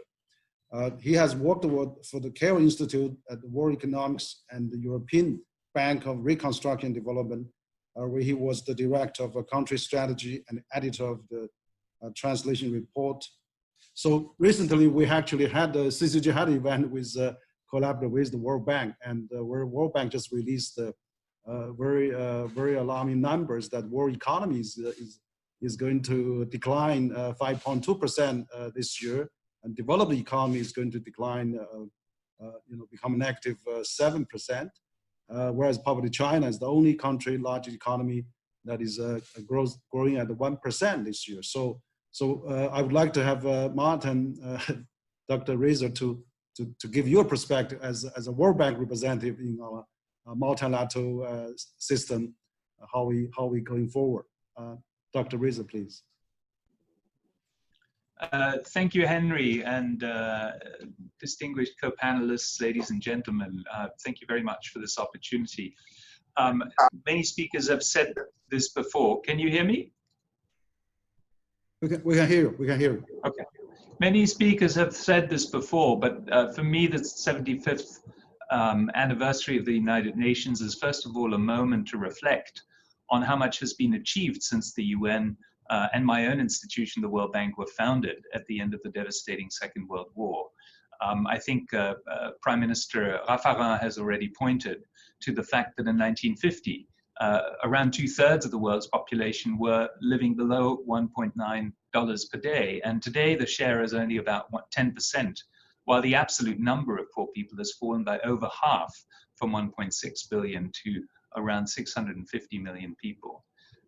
This is also the 40th anniversary of the World Bank Group's partnership with China, 2020. And I want to use the opportunity to highlight the huge contribution that China itself has made to the global progress that we've seen in the fight against poverty. Of course, most importantly, by reducing the number of poor within China, but more recently also as a growing contributor to IDA, the World Bank's development financing arm for the low-income countries. The multilateral institutions have been an important anchor for the global collaboration that has made this progress possible. As advocates, as platforms for discussion and exchange of ideas, as repositories of knowledge, and as providers of long-term concessional development finance. The UN, the IMF, the MDBs have all made important contributions. Today, these contributions are needed more than ever. COVID-19 has plunged the world into the deepest recession since the end of the Second World War. Henry, you mentioned our report. We estimate that 95% of the world's economies are expected to contract this year, and global growth will fall by an estimated 5.2%. This could bring more than 70 million people back below the $1.9 per day poverty line. And while the pandemic has affected rich and poor countries alike, the poor and vulnerable have been particularly hard hit by the lack of access to health services, loss of jobs and income, and the inability of many governments in developing countries for fiscal reasons to find the resources to expand social safety nets and support the economy as much as required. The pandemic has not just had global economic implications, it has also revealed once again how connected our economies and societies are. From global food markets to global value chains, from the concerted global efforts to improve treatment protocols and find a vaccine, to the provision of cross-border liquidity by central banks of major economies, the pandemic has demonstrated that our problems are shared, and so must be the solutions. The multilateral institutions are leaning forward. The World Bank Group, for example, is expected to provide around $160 billion in financing to developing countries over the next 15 months, with more than half of this going to low-income countries. But let me close with three more open reflections on the multilateral system. The multilateral system can only be as strong as our member states and shareholders want it to be. So I want to reflect on three issues in that regard, specific to perhaps the situation in international financial institutions. First, for the international financial institutions, it's clear that the financial resources at our disposal are falling well short of what is required to achieve the Sustainable Development Goals and to effectively mitigate against risks of crises, such as the one we're currently living through. Many see this as a challenge of relevance, but I would argue it is also a reflection of the success of globalization that development does not rely on official financing alone. What we in the multilateral institutions need to learn to do more effectively is how to catalyze funding for sustainable development, how to turn our billions into the trillions that are needed to achieve the Sustainable Development Goals. Second, with the emergence of new development players, the question of coordination and agreement on international standards for development cooperation becomes ever more important. The re-emergence of a debt crisis in many of the poorest countries is both a reflection of the shortcomings of such cooperation and the need for it going forward. multilateralism should be about the prevention of repeating the mistakes of the past. And in that regard, we have made a lot of progress internationally to agree international social and environmental standards, agreements on debt transparency, etc., which are important to make sure that that development coordination happens. It would be desirable that the new development players find a way to also accept these standards and find a way to make their international development assistance more aligned with these standards. Third, as the center of economic gravity in the world is shifting to the developing countries, the question is how to reflect this in the structures of global governance. Greater voice and representation for development countries is desirable, just as we need to strive to make sure that our staff are more diverse. This diversity will enrich multilateralism, but it has to be based on a consensus on what development consists in, which is why I was referring to the standards in my earlier point. If we can agree on what good development means, what good development outcomes are, it should be easier also to make more space for the voices of the new emerging players in the multilateral system to be more clearly reflected. If, on the other hand, these differences in opinion are not resolved, it will become more difficult to make space for a more inclusive global governance. And so I would invite the new emerging development players, including China, to engage in the discussion of what global development should look like, and to reaffirm their commitment to the standards if indeed they agree that these standards are the right ones to follow. I think in that regard, I'm optimistic that multilateralism is not only required as a solution to our future development problems, but will also be successful in addressing them. With that, let me close and thank you again. Thank you, Dr. Reza, and for your also very stimulating talk. I think that's correct. The emerging economy and how to reflect that into the structural changes that our global system evolving is really fundamental. I think you talk about standards also are very important. How we can come up with the common understanding of the standards so that we can have a better improvement of the emerging economy at a multilateral system. It is something needs to be more think deep about. So thank you for your contribution. Now I'd like to invite Dr. Justin Vaccine. He's the Director General and also the founder of Paris Peace Forum. I know that Dr. Vaccine actually was he issued the Paris Peace Forum 2 years ago at the 100-year anniversary of the First World War, where French President Macron launched this Paris Peace Forum, and basically is a platform for vertical globalization, given Justin's words, or vertical multilateralism. So Dr. Vaccine is the founder and Director General of the Paris Peace Forum, and prior to this role, Justin was the Director of Policy Planning at the French Minister of Foreign Affairs. And Dr. Vaccine also served as a Director of Research for the Center on United States and Europe, and also as a Senior Fellow in Foreign Policy at the Brookings Institution. So that's where I first met Dr. Vaccine. So now, Justin, it's your turn, please. Thank you, Henry. Yeah, it's a pleasure. Thanks a lot for these very interesting comments that we've heard since the beginning.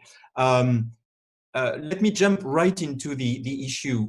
When you talk about security, when you talk about trade, there's no doubt that states remain at the center of the game. There's no reason when you talk, let's say, about nuclear non-proliferation to involve NGOs, philanthropic foundations, companies, etc. However, for the rest of the international issues, for most of them, actually, whether you talk about health and COVID-19, whether you talk about biodiversity, climate, but also cybersecurity or the digital world in general, there's no reason to exclude all of these other actors. And on the contrary, there's nothing you can actually do by only government fiat, that is to say, by the pure multilateral game only. And so the Paris Peace Forum was founded 2 years ago on this premise, the idea that, you can call it vertical multilateralism, that is to say, integrating other actors than states. You can call it, as Pascal Lamy, the president of the Paris Peace Forum, calls it polylateralism, or any word of jargon that you can find. But the idea remains. It is that for certain issues, for certain international issues, we need to include other actors than states. The world is not only Westphalian, even though it is. And given the rapid state of disintegration of multilateralism, I would go as far as that assessment. Multilateralism has been degrading for the past 10, 20 years, but this has been accelerating in the recent month because of great power tensions, because of populist leaders turning their back on multilateralism, etc. We need to defend multilateralism, but also to rebuild it. And rebuilding it also means expanding it to other actors. Let me give you a very concrete example. We all know that our common future depends on finding a vaccine and distributing a vaccine, not just finding it for the richest country and the middle classes of the US, Europe, and China for that matter. And so how will we do that? Of course, states have an important role to play, but the WHO has an important role to play. The Bill and Melinda Gates Foundation has an important role to play. The Wellcome Trust has an important role to play. CEPI, Gavi, UNITAID, the World Fund for AIDS, malaria, and tuberculosis all have an important role to play. And all of these actors together can make a difference. State by themselves will not, especially in these days when we have so much competition and so much introversion, I would say, on this. But the fact remains that there's only one cyber world, there's only one health, there's only one climate, and only one planet. And so what we need to do is foster the meeting and coordination of all of these different actors. And that's really why the Paris Peace Forum was founded with a Westphalian basis, a Westphalian core. States remain at the center of the game, but associating all of the others in order to make a difference. Let me give you another example, something that strikes all of us, including health facilities, including the WHO and others, cyber attacks or cybersecurity in general. What the Paris Peace Forum has done is to work in complement of the UN, which is and remains the legitimate body which we should all strengthen. Starting in 2006, there was a GEG, a group of governmental experts working on cybersecurity. It reached certain results, like the applicability of international law to the cyber world. That was in 2014. But starting in 2016, 2017, it really basically collapsed and didn't give any results. But that's also when we saw many more cyber attacks, NotPetya, WannaCry, and all of the other viruses that you have heard about, and that are striking not only companies but also states, but also hospitals. Remember the NHS in the UK, civilian systems, etc. And so a certain number of actors banded together, from Siemens and Microsoft to governments and civil society group, and insisted on doing something. And that something was launched at the first Paris Peace Forum, the Paris Call for Trust and Security in Cyberspace, which now gathers more than 1,000 signatories, almost 80 governments, 600 companies from around the world, including Huawei, for example, and or Kaspersky from Russia and others, and agreeing on a number of principles and putting some norms into this sector, which really is not very well regulated or very well governed. And what happened was, by bringing this, it sort of helped re-energize what we saw at the UN, that is the resurrection of the group of governmental experts and the open-ended group on cybersecurity, the open-ended working group on cybersecurity, which now are starting to make progress towards some kind of governance and regulation of cybersecurity. So I went into this example a bit in detail to show that multi-actor initiatives like the Paris Call for Trust and Security in Cyberspace, or you could mention ACT-A, the access to COVID-19 tools, the initiative that was taken by the EU, France, a number of governments, but also the Gates Foundation, the Wellcome Trust, CEPI, Gavi, and others. These multi-actor initiatives are often effective at answering our challenges, and I would add, at rejuvenating multilateralism. One last word on the third edition of the forum, which I should add as a great lineup of northern and southern members in it, in the executive committee, as well as in the steering committee where Henry, you sit for the Center for China and Globalization.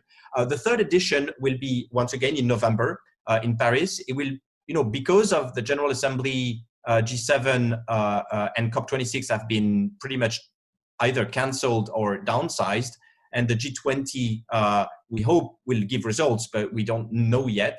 Will be the first real international meeting in person after, we hope, the bulk of COVID-19 has passed. And so there's a special responsibility which we will have with the heads of state, with the CEOs, the heads of large NGOs, international organization. We will focus on the solutions to the crisis. First, global governance of health. We know there are reforms to be made. We'll have Dr. Tedros present, we'll have Bill Gates, we'll have all the major players present on that issue. Second is the issue of development. And we talked about the financing of development a bit earlier. What we're doing this year at the Paris Peace Forum is have the first ever summit of development banks, which will happen on November 12th. It's called Finance in Common, and it will gather the 450 public development banks around the world. There are as many as 450. Most of them are completely unknown. They are local, regional, sub-regional banks. They're not as well known as the big multilateral banks like the World Bank and others, but together they represent 10% of annual investment in the world. And I think in 2020, it will actually be more than 10%. And we will gather them in order to strengthen the response to COVID-19 in terms of counter-cyclical action, and more importantly, to try to get them to commit to aligning their investment with the SDGs, with Agenda 2030 on one hand, and with climate goals on the other hand. If these 10% of investment respect the objectives and the guidelines of the SDGs and climate, then we'll all be better off, especially because they have a big impact on private investment as well. And then the third and last issue that we will tackle is the digital world, with this issue of cybersecurity I just mentioned, but also with the issue of rights, the issue of private data. Contact tracing is a great answer to COVID-19, but how much do we want to give our private data to these systems? Robin Lee, for example, the CEO of Baidu, has asked the question recently, and he's right, I think. And so we'll work on this issue. And lastly, also work on infodemics. What is called infodemics, it's an old problem we know about the platforms on the internet, that is fake news, manipulation, etc. But during the pandemic, we've seen a proliferation of fake news and false information on COVID-19, which have sometimes been pretty harmful to a lot of people. And so we should take another look at how we best regulate these sphere of information without infringing free speech. So, bottom line, I give you all sort of an invitation to come and join us in November in Paris, from November 11 to 13 for the third edition of the forum. It will be a hybrid edition. It will be both in presence, in physical presence, and online, because we know that's a very special year. But we'll maintain the physical presence with heads of states and others. And we hope to be helpful, as I try to explain, to the multilateral system in general, to defending it and rejuvenating it, to try to get a slightly better governance for our children. Thank you. Thank you, Justine, for your very great introduction as well. I think Paris Peace Forum is really a new invention to really also support the multilateralism, but through multiple players, as you said, you know, that civil society, NGO, business, think tanks, and all those are more player to support multilateralism rather than just in the past we have only big players. Now you have also the small, medium players into the global multilateral system, which is a great invention. I think this is really a great contribution Paris Peace Forum is making. Thank you very much. Now I would like to continue our key panel discussion, which is fascinating to hear all those great ideas from all those great organizations and thinkers. The next, I would like to invite Dr. Yakunin, who is also one of the co-organizers of this webinar. And Dr. Yakunin is the co-founder and the supervisory board chairman, Dialogue of a Civilization Research Institute based in Berlin. And Dr. Yakunin is a Russian business leader and a philanthropist, former president of Russian Railway. About 10 years he served in that position. And he's the head of Department of the State Governance of the Faculty of the Political Science and of the Moscow State University. And of course, he has also a lot of international experience, has also worked in the United States and many other countries. So we heard some of the opening remarks from Dr. Yakunin, but on this particular topic of multilateralism, challenges and prospects and innovations, we'd like to hear from you again. Dr. Yakunin, please. Okay, Henry, thank you very much. I suppose everyone will agree with me that we have fascinating discussion of the prominent people, and we are, you know, exchanging very important ideas. Talking about multilateralism, it is inevitable we are talking also about about globalism. And as I stated previously, I'm optimist, but do you know who is pessimist? This is a well-informed optimist. So from this point of view, I suppose I will add a little bit of skepticism, you know, in our discussion. Which way? In the few last years, all of us, we were experiencing and observing that more and more countries declared their interests first. We were observing the rise of nationalism. And from this point of view, I suppose Brexit is one of the most prominent example, you know, of this latest development in the world. Though, you know, I am absolutely agree with those who are saying that globalism will continue. I think that the way we consider globalism will change. You know, the previous model is not sustainable. And here, with your permission, I would like to disagree with one of our keynote speakers who stated that the crisis we are coming through is not systemic crisis. In 2005, at the World Public Forum, we stated inevitability of global economic crisis. Then nobody trusted us, but it occurred this way. Nowadays, you know, when we are talking about the achievements through the latest, you know, 70 years, it is completely correct. This is right. But these balances are still very, very severe. And it was absolutely correctly stated here, these balances in international level, on international level, and these balances in different countries. Inequality, this is the major challenge which we observe now. You know, even inside European Union, there are trends challenging this unity. For example, of course, we all heard the Italian Prime Minister saying that the current crisis has called into question the future sustainability of the EU. And that is a very strong statement. I think globalization is inevitable and objective process based on the development of science and technology and new way of trading. This is absolutely correct. But, you know, some specific items of this system will be changing. I suppose the supply chains will become shorter. And, you know, we already observed negotiations between, well, not negotiations, but connections between Turkey and the United States of America exactly to this end. You know, my position, I always considered Road and Belt as a, you know, very good example of new globalization involving a lot of countries on the equal basis. Nowadays, it is challenging also.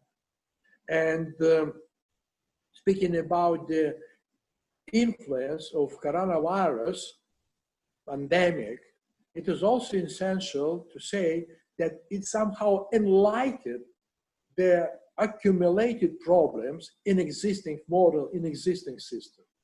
So from our point of view, when we are talking about the future, we need to address the question of the sustainability of the previous or existing economic model and the political structures above this economic model. And that is, you know, maybe the questions for further conferences. Now we are using multilateralism. Every speaker was using this term. It is correct, because we came from two polar world through one polar world, and then it was the notion of multipolar world. And I remember 3 years ago in the office of DOC Research Institute, we were thinking about the new title of, you know, Rhodes Forum. And then we decided not to use multipolarity, but rather to use multilateralism. You know, when we announced this title, just a week after, you know, in a very reputable German newspaper, the journalist challenged that the term multilateralism in its essence is anti-American. Can you imagine? Now, you know, we are, you know, talking multilateralism, understanding the diversity of the world and the richness of this diversity. So next thing I would like to point out, in the new globalization, what we are lacking now, this is obvious, it was discussed many times, we are lacking global leadership. Not leadership based on the assumption, my country first. Not leadership based on the superiority or feeling of superiority, but new leadership able to see the new path to the new frontiers, new aims of globalization. Ability to see the global picture, ability to, you know, to unite people in the face of global threats. And here I would like to refer to the opinion of very valuable, I like this author very much. You know, this is Jared Diamond. He is American biologist, and he wrote in his recent book a very important opinion. He said that the people of the world were able to unite in front of the major dangers, challenges, like, for example, World War II against Nazism. And he further stated that COVID-19 could become that type of the killer who is killing everyone despite the level of the development of the country or economy or something like that. And that is the possibility to level the differences of the globalization or challenges of globalization and to introduce somewhat new approach to the cooperation, because it kills many in different countries all over the world. So far, such challenges like temperature rise, pollution, you know, actually do not believe to be this kind of unitedly accepted danger. But coronavirus can be this leveler, can be this type to bring, you know, countries, powers back to the table to negotiate the new, possibly new world order. And this is very essential for the future of multilateralism and for the future of globalism. Thank you. Thank you, Dr. Yakunin, and for your also deep thoughts on the multilateralism from one polar world, two polar world, one polar world, multipolar, now multilateralism. But actually, it is important. I think countries like U.S. and EU, China, Russia, and all those big players. You're right. We need a global leadership. I think really there's a lacking of a global leadership that particularly during the crisis, that's going to really get world into big trouble. So I think it's great to reflect and rethink about multilateralism and where the leadership comes from. So thank you very much. And now I would like to also welcome our friend, also Dr. Zhu Ming, to be actually, last but not least, a very important panel speaker.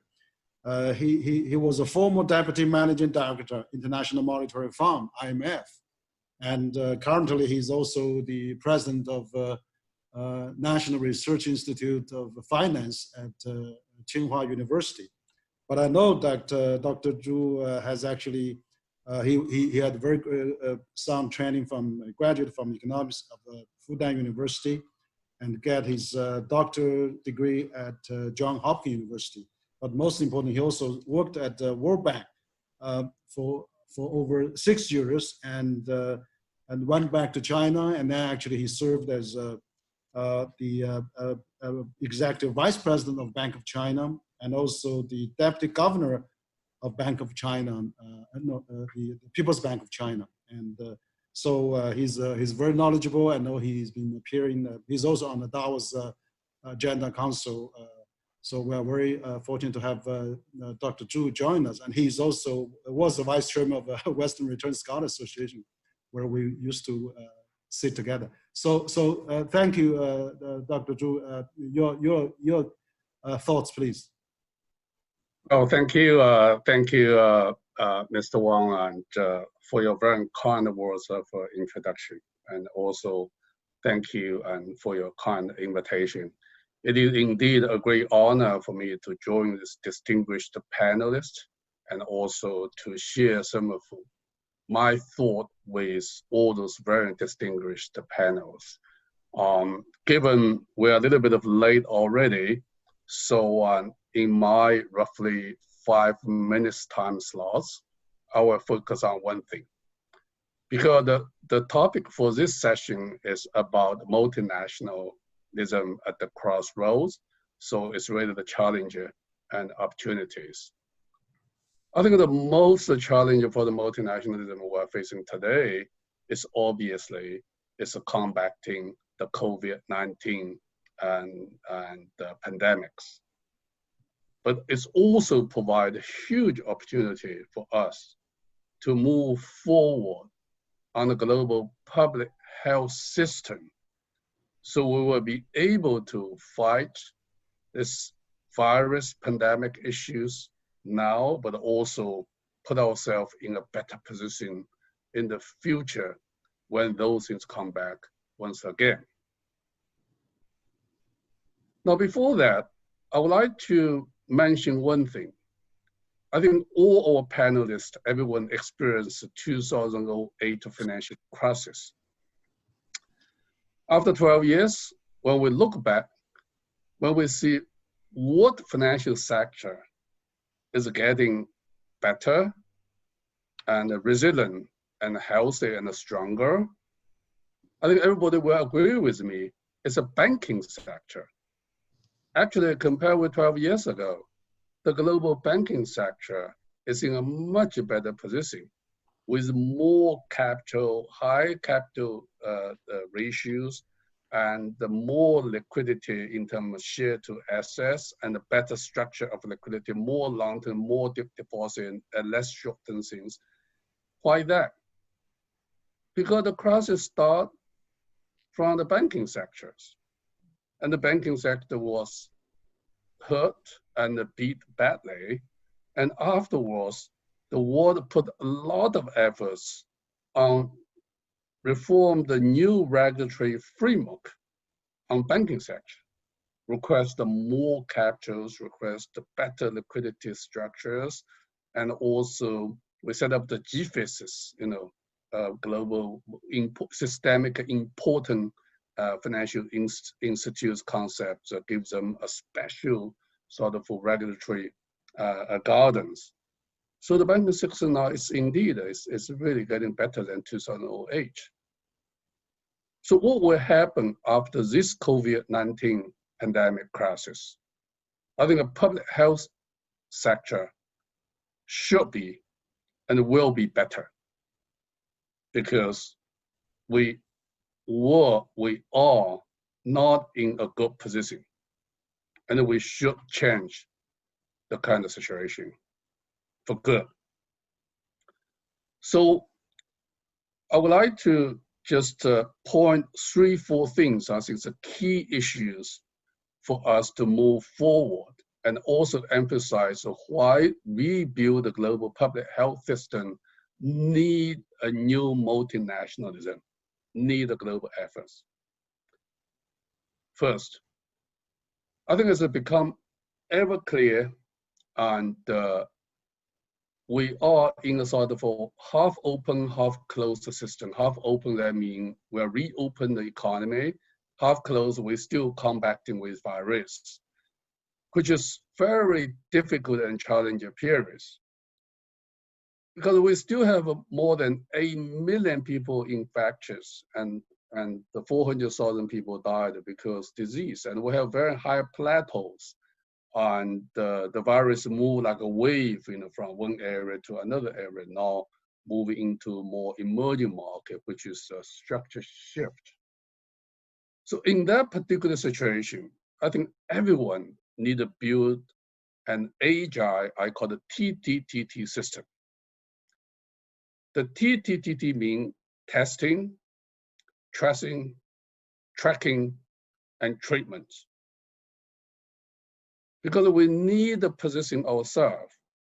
When things happen, the local authority can quickly respond to the rising of the virus and deal with the most effective way.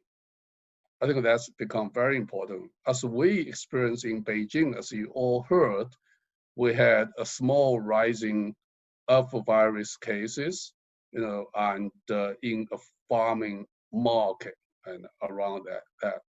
But with this TTT system, use the AR and the big data technology, we'll be able to quickly identify 300,000 people visited this farm market in the past 20 days, and then get them tested.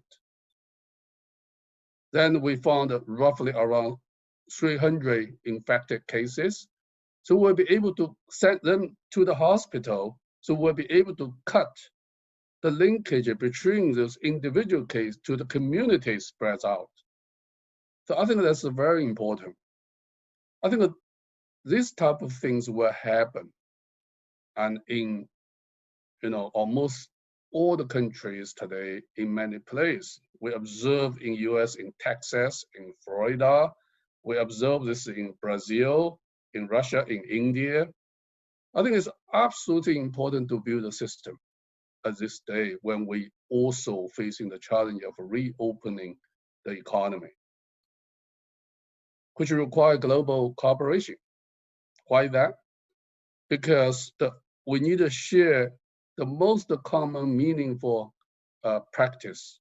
We need to share the knowledge about the modern technology, which is also very important and part of this whole game. And we need the global working together to understand the standard, the norm, and the system, and how the system can govern us by the local authority, and also linked with a global network. The second issue is, obviously this crisis tells us we are not in a good position in the public health system, because in terms of facilities, in terms of hospital, in terms of bed, in terms of particularly our fever clinic networks, we're not prepared for really this type of scale, the global crisis. So it's absolutely important to use this opportunity to rebuild the global public health system, from hospital to clinic, to fever detective small network rebuilding, from nursing training, from medical equipment and the storage and a capacity increase. This also requires global corporations, because we need the world work together and have the common norm and help to move the equipment, move the training things and around the place. The third, obviously, is very urgently needed, is on the research and the manufacturing on the special medicine to treat this COVID-19, and also on the vaccine. There are more than 100 teams working on the researches on the vaccines with various different stages. And China have 5 teams in the second phase testings and type of processing already. But we really need to getting the world work together to speed up the process, to cutting the costs, particularly with private sector, with all the scientists, all the labs working together to speed up. Because so far, I don't think we'll be able to vaccines in, say, in the next 9 to 12 months, and in terms of manufacturing. But the whole world really cannot waiting for another 12 to 18 months. The third issue is also important. When the pandemics come, we all realize we don't have enough medical equipment in storage. And we also realize that the supply chain doesn't work, the trade flow doesn't work. So in that sense, I think it's absolutely important to getting the medical equipment supply chain back to work, and to make sure we have a proper trade policy and framework for global medical equipment and materials. I'll give you a very simple example. The ventilator machine is really urgently needed. China only accounts 20% of global market shares, but everybody come to China ask for the machine. This machine have 15,000 parts, involving 114 companies in manufacturing across 14 countries. So if you want to expand the capacity, you need those 14 countries, from China, South Korea to Swiss to US, and all sit down, and all those 114 companies sit down to talk. Otherwise, we will not be able to increase the capacity. I think it's also important for the medical supplies and medical equipment. We need to have a free trade policy when those products across the board should treat with zero tariff, with a fast and a speed express and pass, with a very simple, easy customer process, to make sure the medical equipment were moving across the board easily and effectively, which obviously need a global cooperation and need a multinational efforts. The fifth issue is, I think the most concern today is we are concerned the pandemic will gradually move to low-income countries, particularly in Africa. And Africa had the weak public health systems and the weak economic foundations. And we observed the economic growth is slowing down dramatically. We observed fragility in financial system as well already. So I think it's important at this moment, the world should work together to support the low-income country, from medical equipment, from rebuilding system to combat this COVID-19, and also help them to restore the economic activities and restore the financial stability as well, which obviously need a global cooperation, need multinational efforts. So all those things, I listed 5 things I call the rebuild the future public health system, need multinational efforts and need multinational corporations, which is very urgently needed today, and which is absolutely important for the future, which also involving some institutes like IMF, the World Bank reform, because they need more resource to prepare for the crisis. And for example, IMF proposed a 500 billion SDR and issuing new, but was not successfully passed. So I think those things also should be part of the global efforts as well.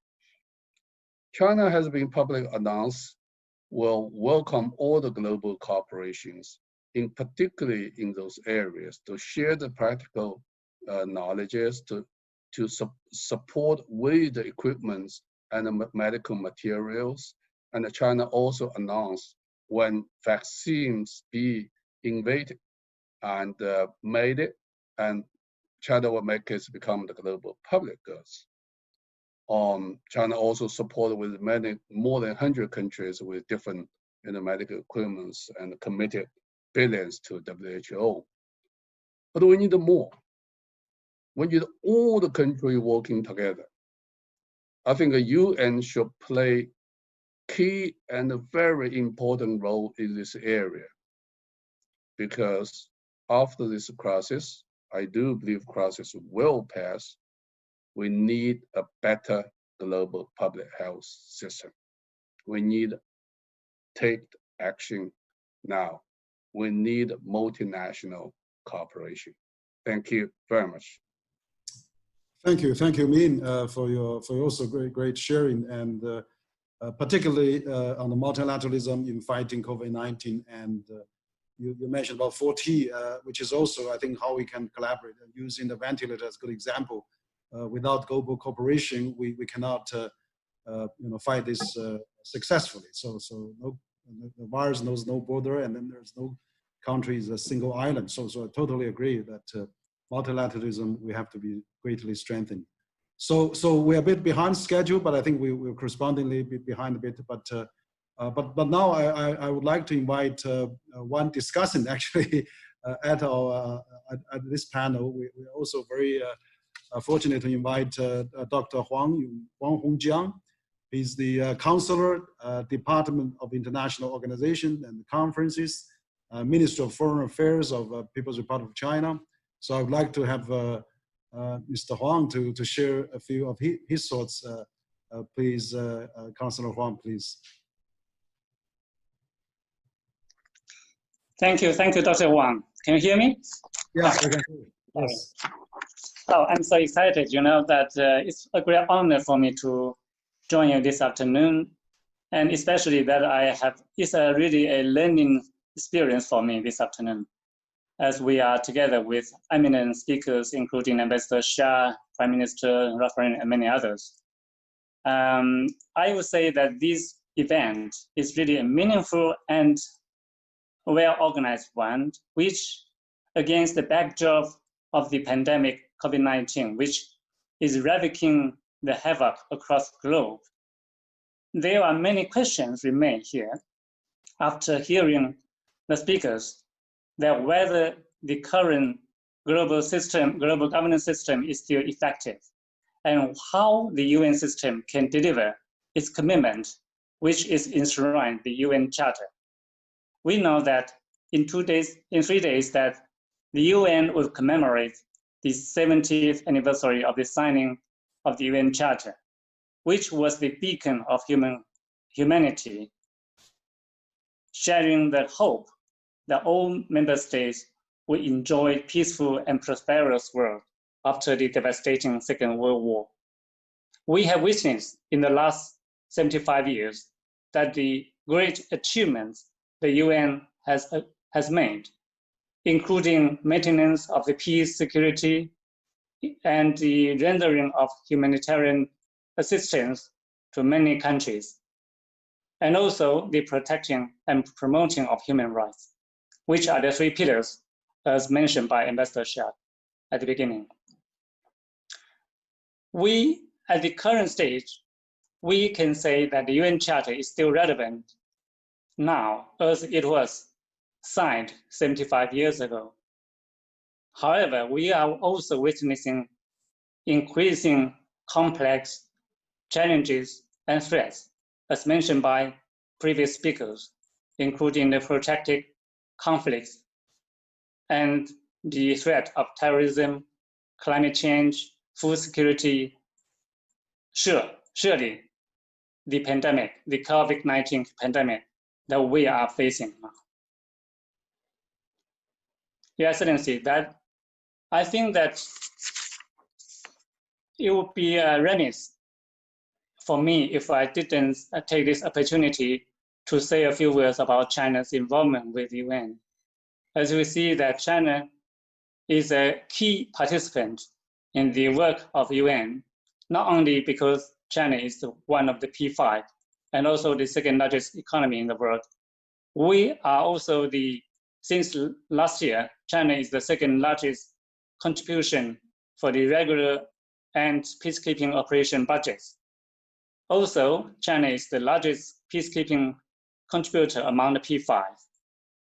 We have engaged actively with the UN family and member states to ensure that peace and stability are maintained, that the conflicts are mediated, that the climate change can be pushed forward with successfully that the signing of Paris Agreement. China is a key player in this regard. The last 75 years, as I said just now, has been of particular significance to mankind because with the signing of the UN Charter. But also, it is of concern for member states that we are seeing new trends in recent years, as has been put by previous speakers, that the rising of isolationism and also unilateralism, which has hampered the consensus among the UN family. As we commemorate the signing of the UN Charter, I think we also need to have a close look at what impact the COVID-19 will have on global governance. Not only the losses of economy and social and lives, but also the effectiveness of the UN system. I would also take this opportunity to try to sum up the key words that the eminent speakers have repeatedly mentioned. And I think these three words are very important. I will put it in 3 C's. The first C represents commitment. Our forefathers of the UN have wisely put it in the UN Charter that the 3 pillars should be maintained. And it is the political commitment of all member states that we work together, that we join hands to tackle the challenges of the current world. Without that, it will be difficult for member states to reach consensus. I try to take this opportunity to share 2 examples. One is that the reform of the WTO. Ambassador Yi said it very clearly that because of certain members deliberately block the negotiation, which has made the important organization imperialized. And the second example would be that not long ago, the UN Security Council is negotiating on a draft resolution which would be in line with the call by UN Secretary General calling for global ceasefire. But again, certain member was trying to block, and which unfortunately the resolution was not invalid yet. The second C would be capacity building. We understand that the COVID-19 pandemic has caused huge losses to all member states, and it is still spreading to many countries and regions. It is important, just like Dr. Zhu just now mentioned about the research and development of vaccine. This is one area of the capacity of the international community that we can address this egregious challenge. So it is important for the third C, the third C, that is cooperation and coordination. The planet Earth is our only home. It is the obligation of all member states of the UN that we put up with our strength, we unite with our strength to meet the needs of all member states. So briefly, I am very happy to share that the 3 Cs would be, I hope that in the next chapter of our history, we are at the crossroad, it's an important crossroad of history actually. And I believe with these 3 Cs, the member states would uphold the banner of peace, security, and win-win solution. Thank you, Doctor. Okay, thank you, Mr. Huang, and very good. You have summarized very well. I mean, 3 Cs: commitment, capacity building, and of course the cooperation. So that's exactly I think we need to uphold in fighting the COVID-19 and also in fighting unilateralism. So I think we're going to conclude this panel now, but I think we have a fascinating discussion. We have well documented, we record, we digest. I think we had a representative from the World Bank, we have a representative from WTO, we have a representative from also IMF, we have a representative from OECD and even from previous panel. So we're going to have a more international representative to speak in our next panel. And also I'd like to introduce our second panel host, which is John Christopher Barr, and he's the Chief Executive Officer, Dialogue of Civilization Research Institute based in Berlin. And Mr. John Christopher also is the, actually previously served as the head of strategy and development at the United Nations Alliance of Civilizations and the head of a policy dialogue at the World Bank. So he's a multilateralist guy, and he's really experienced, and he's now very active with DOC. So also I want to thank him for co-hosting this webinar and for his great contribution. I now want to pass my chair now to Mr. JC. Your turn, please. Thank you, Dr. Wang. Thank you, Henry, for your kind word of introduction. I'm very pleased actually to take on, after this initial or first roundtable that was in a way extremely rich with multiple perspectives. And I see that in a way we are running way beyond time. So my task will be very difficult, and I'm afraid will be limited to have the nasty role of being a timekeeper. But I'd like very briefly to introduce this second roundtable that will be in a way focusing on the SDGs and in a way the comprehensive framework for action. I think we have been discussing during these past hours on let's say the prospects for multilateralism, the policy orientation, but in a way what is positive and reassuring is to see that there is actually, despite all the troubles, despite all the difficulties, there is a concrete roadmap. The SDGs have been adopted in 2015, and they provided in a shared blueprint for peace and prosperity for the people and the planet. And they have provided those 17 goals that in a way are extremely interesting because they give the evidence that the fight against poverty is not just a goal in itself.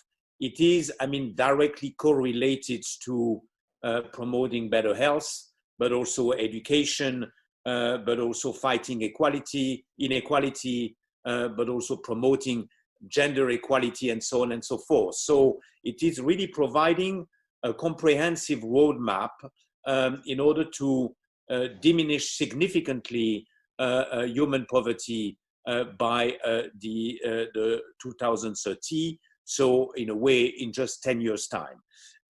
So we will be in this second roundtable focusing or zooming on what are actually those concrete achievements that are done in the field in this different sector.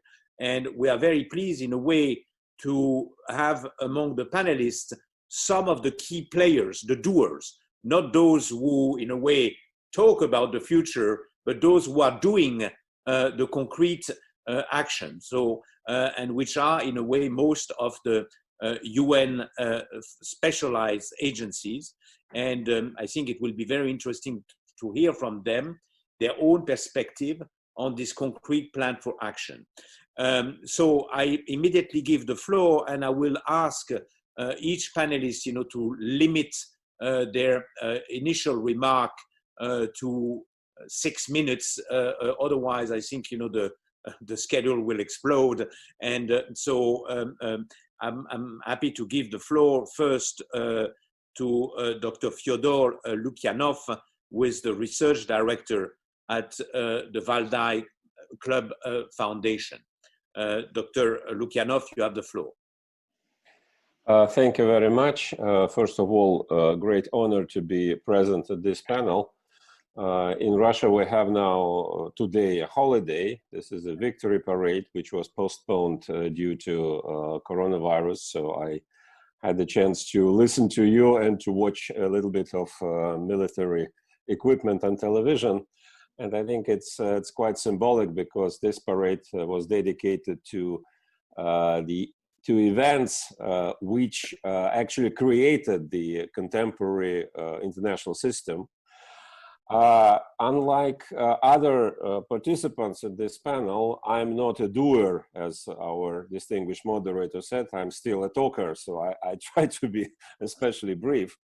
And I would love to raise one issue which is connected to the discussion we had before, in particular to what Dr. Yakunin said in his intervention.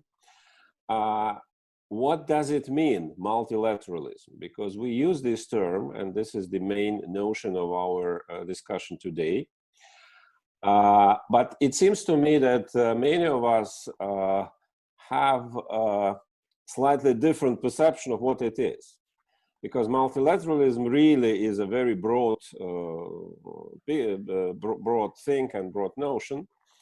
So I think to understand clearly what can be done in the future in this highly and extremely turbulent world environment, we need, first of all, to identify who are actors in this multilateral system.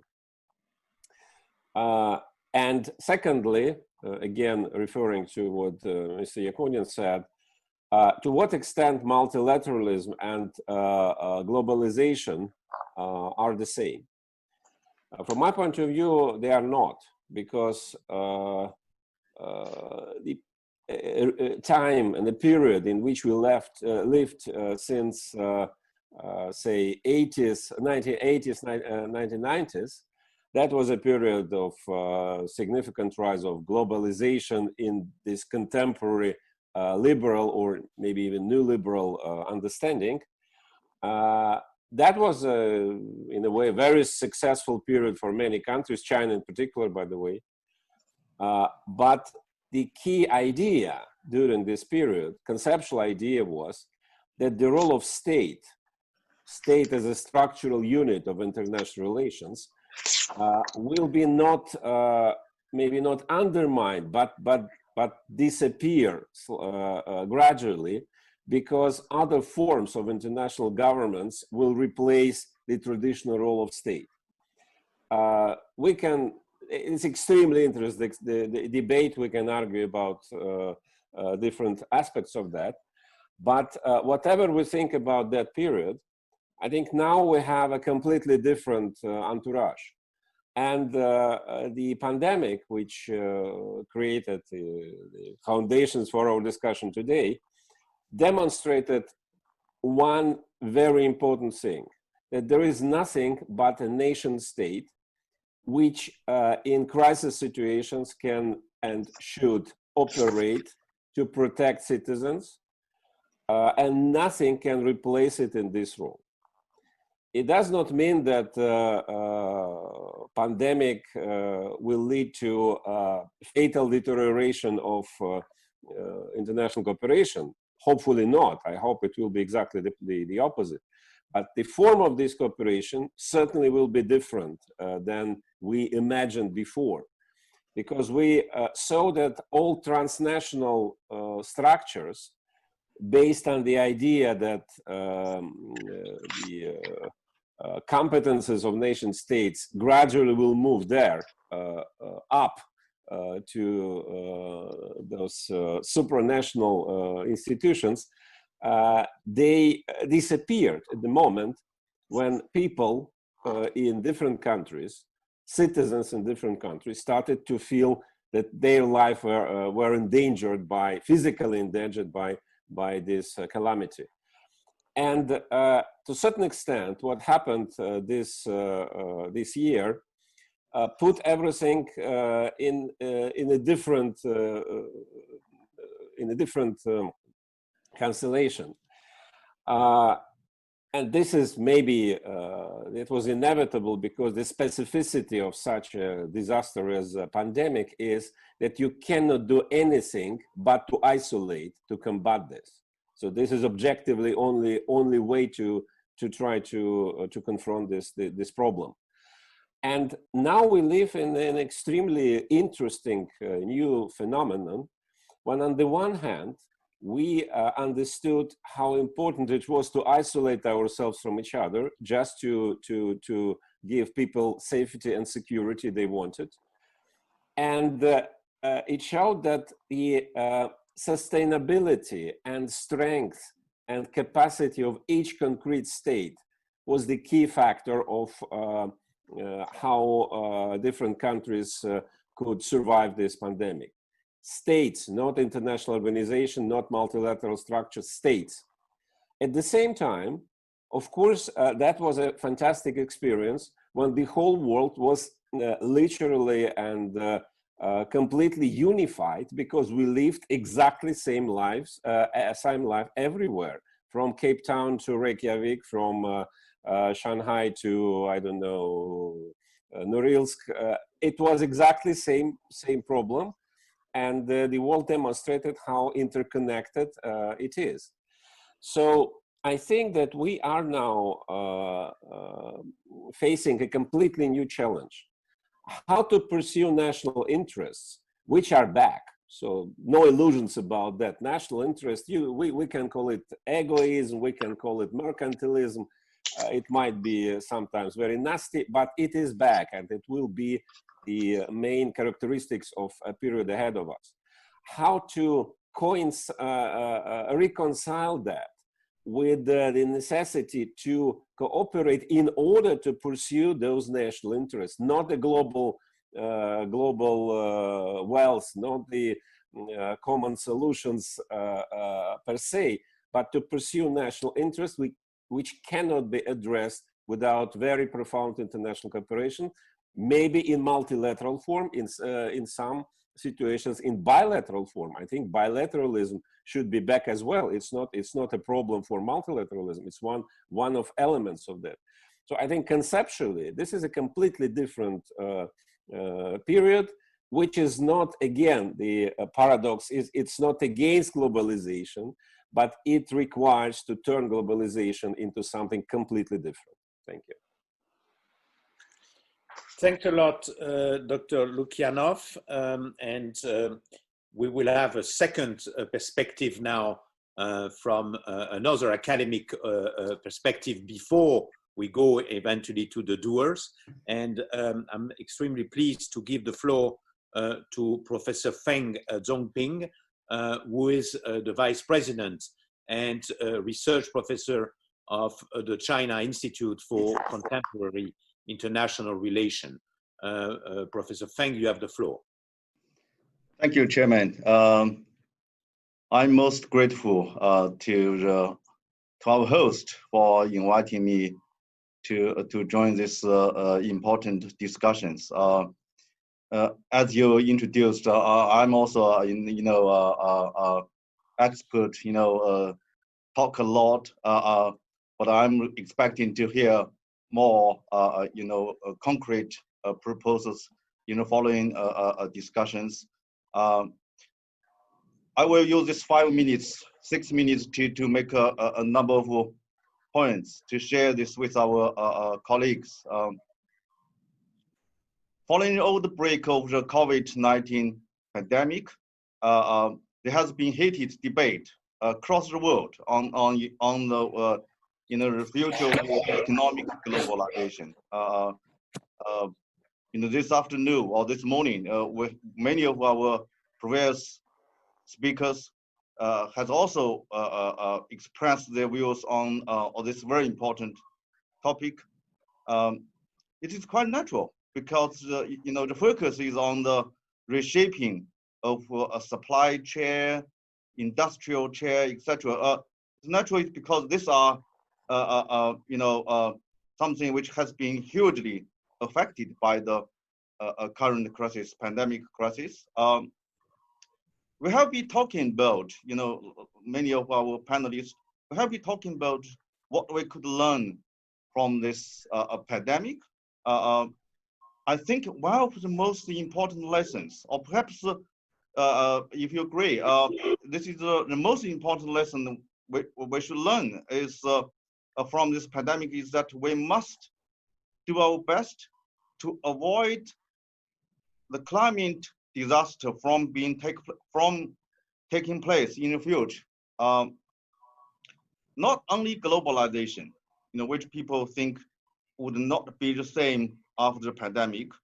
I think we must take the sustainable development goals set up by the United Nations in 2015 much more seriously. If we take actions now, we still have good chances to achieve these goals. And the pandemic is the wake-up call, I think.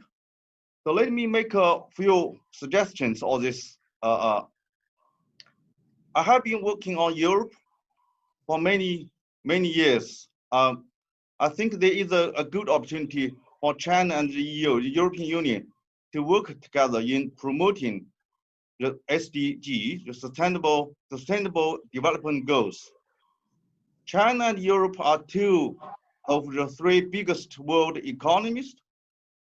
Both sides support multilateral corporations, believing that this is the only way to address the global challenges facing the world.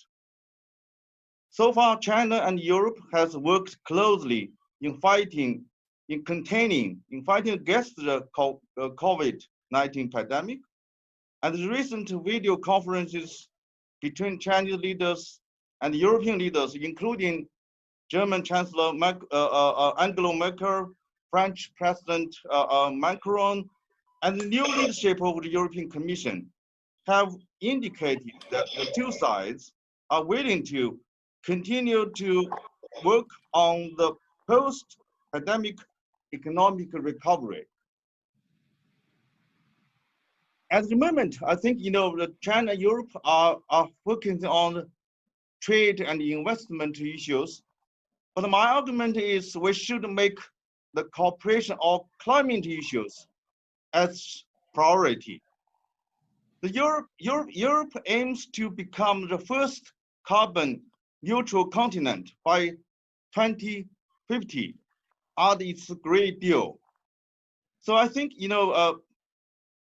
the new commission call itself as the geopolitical commission. I think Europeans should be proud to be also the model for this great development. So I think China and Europe should build up a partnership for sustainable development. This is the one suggestion. Secondly, I think China's B&I initiative, Belt and Road Initiative, could also provide opportunities for China and Europe to achieve the sustainable development goals. I think China-European cooperation through Belt and Road Initiative could also promote sustainable development, not just in China and Europe, but also in other regions, including Africa, Central Asia, etc.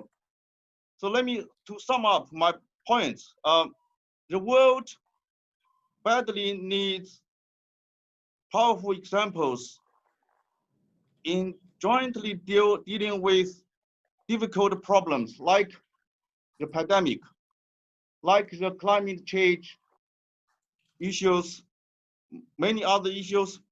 When China and Europe work together, they are able to set examples for the rest of the world. Thank you. Thank you, Professor Feng, for this very powerful comments and particularly, your key point to say that we should not waste this crisis and we should really learn from this crisis in a way to anticipate the possible next crisis about climate change. And in that respect also, I think suggesting, as you did, that maybe the time is also coming to build a new momentum for a new or revived cooperation between Europe and China. I think these are very important elements, as also mentioned before by Dr. Lukyanov, who in a way has really stressed this importance of the nation state. Evidently, the nation state is back as, let's say, a key priority, or let's say the perspective of the national interest. And also his question about how to combine this new interest or new priority on the national interest and nation state, but also with the indispensable need for international cooperation. For now, it's like, there is an antagonistic perspective between the nation state and international cooperation. And evidently one of the key, let's say, challenges is really to see how we can combine harmoniously those two dimensions. So now we will now switch to our colleagues, who are heading different UN agencies in China, and who will tell us about indeed this SDG agenda, SDG plan implementation. And I'm the pleasure to give the floor immediately to Claire Courteil-Mulder, who is the country director or director of country office for China and Mongolia for the ILO, International Labour Organization. Claire, you have the floor. Thank you very much. Can you hear me? Yep. Okay. Well, good afternoon, colleagues, and thank you very much. I'd like to thank in particular Dr. Wang of the Center for China and Globalization. It is a real pleasure to be part of this important discussion. And, as the COVID pandemic might well be a test for the multilateral system, I think today's discussion is very timely and indeed relevant. So thanks again for inviting the ILO to take part in it. In the interest of time, I think I will jump directly to the key points I wanted to share with you today. At the ILO, and the ILO is a tripartite organization governed not only by government, but also by workers and employers representative of 187 countries.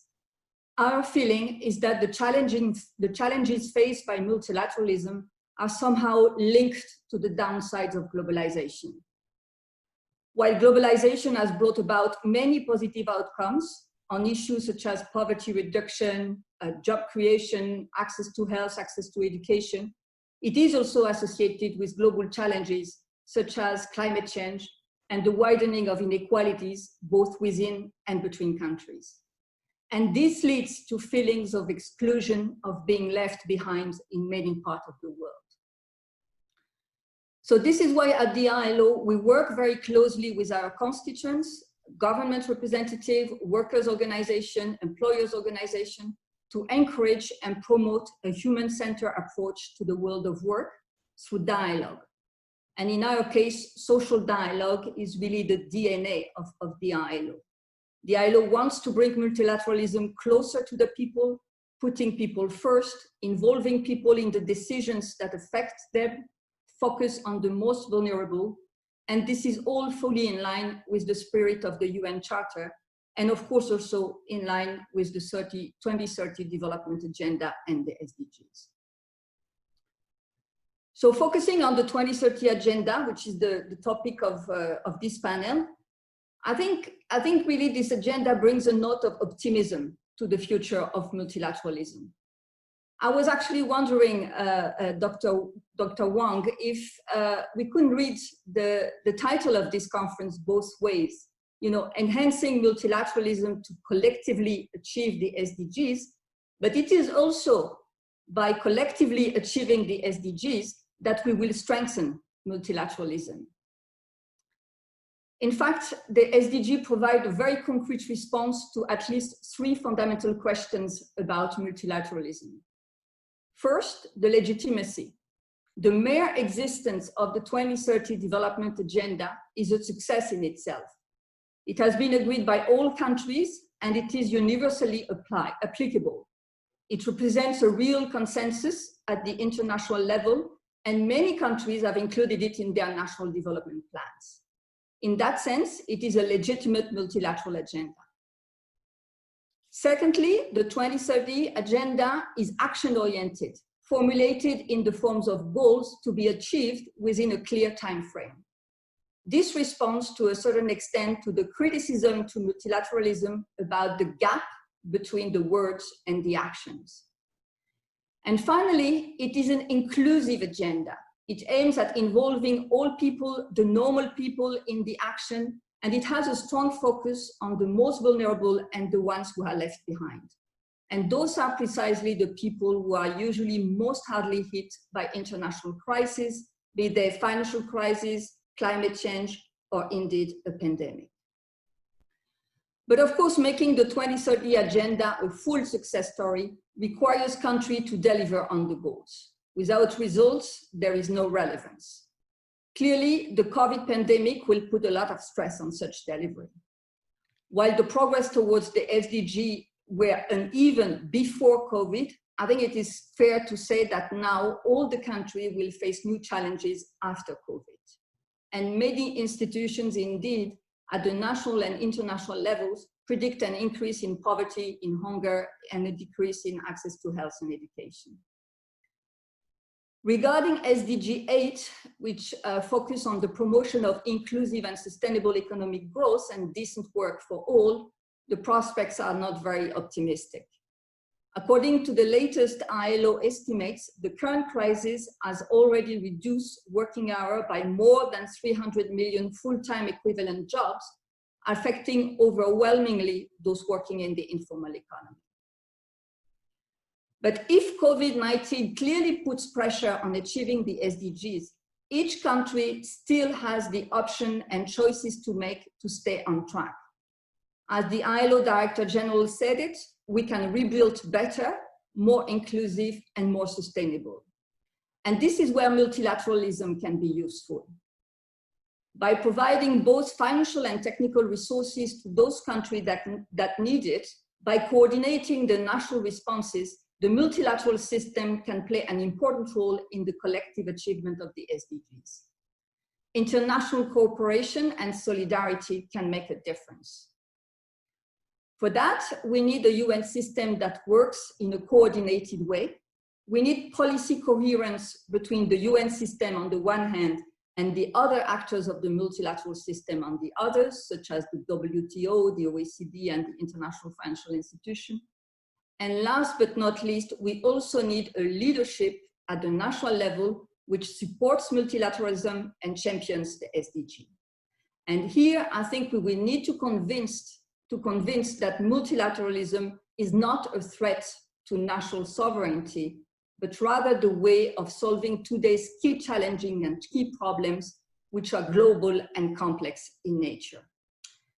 With that, let me conclude by saying that if we can collectively achieve the SDG, we will help rebuild the trust in the multilateral system. I thank you very much for your attention. Thanks a lot, Mrs. Courtey-Mulder, for making a very strong point about the need, in a way, to demonstrate results and to stress the importance of a multilateralism or globalization that works for all. And I think you rightly said that the notion of multilateralism or the philosophy has been very badly hit by the downside of globalization, because there was a very strong perception of feeling that globalization has been badly harming a very wide range of people and segment of the population, and that there is a need really to focus on concrete and measurable progress. I'm turning now to Douglas Noble, who is the representative to China of UNICEF, who will probably have very important also message to deliver, with many speakers, and starting with Prime Minister Raffarin, have stressed the importance of youth and the emerging generation, and the needs to give more voice to the rising generation. So Douglas Noble, you have the floor.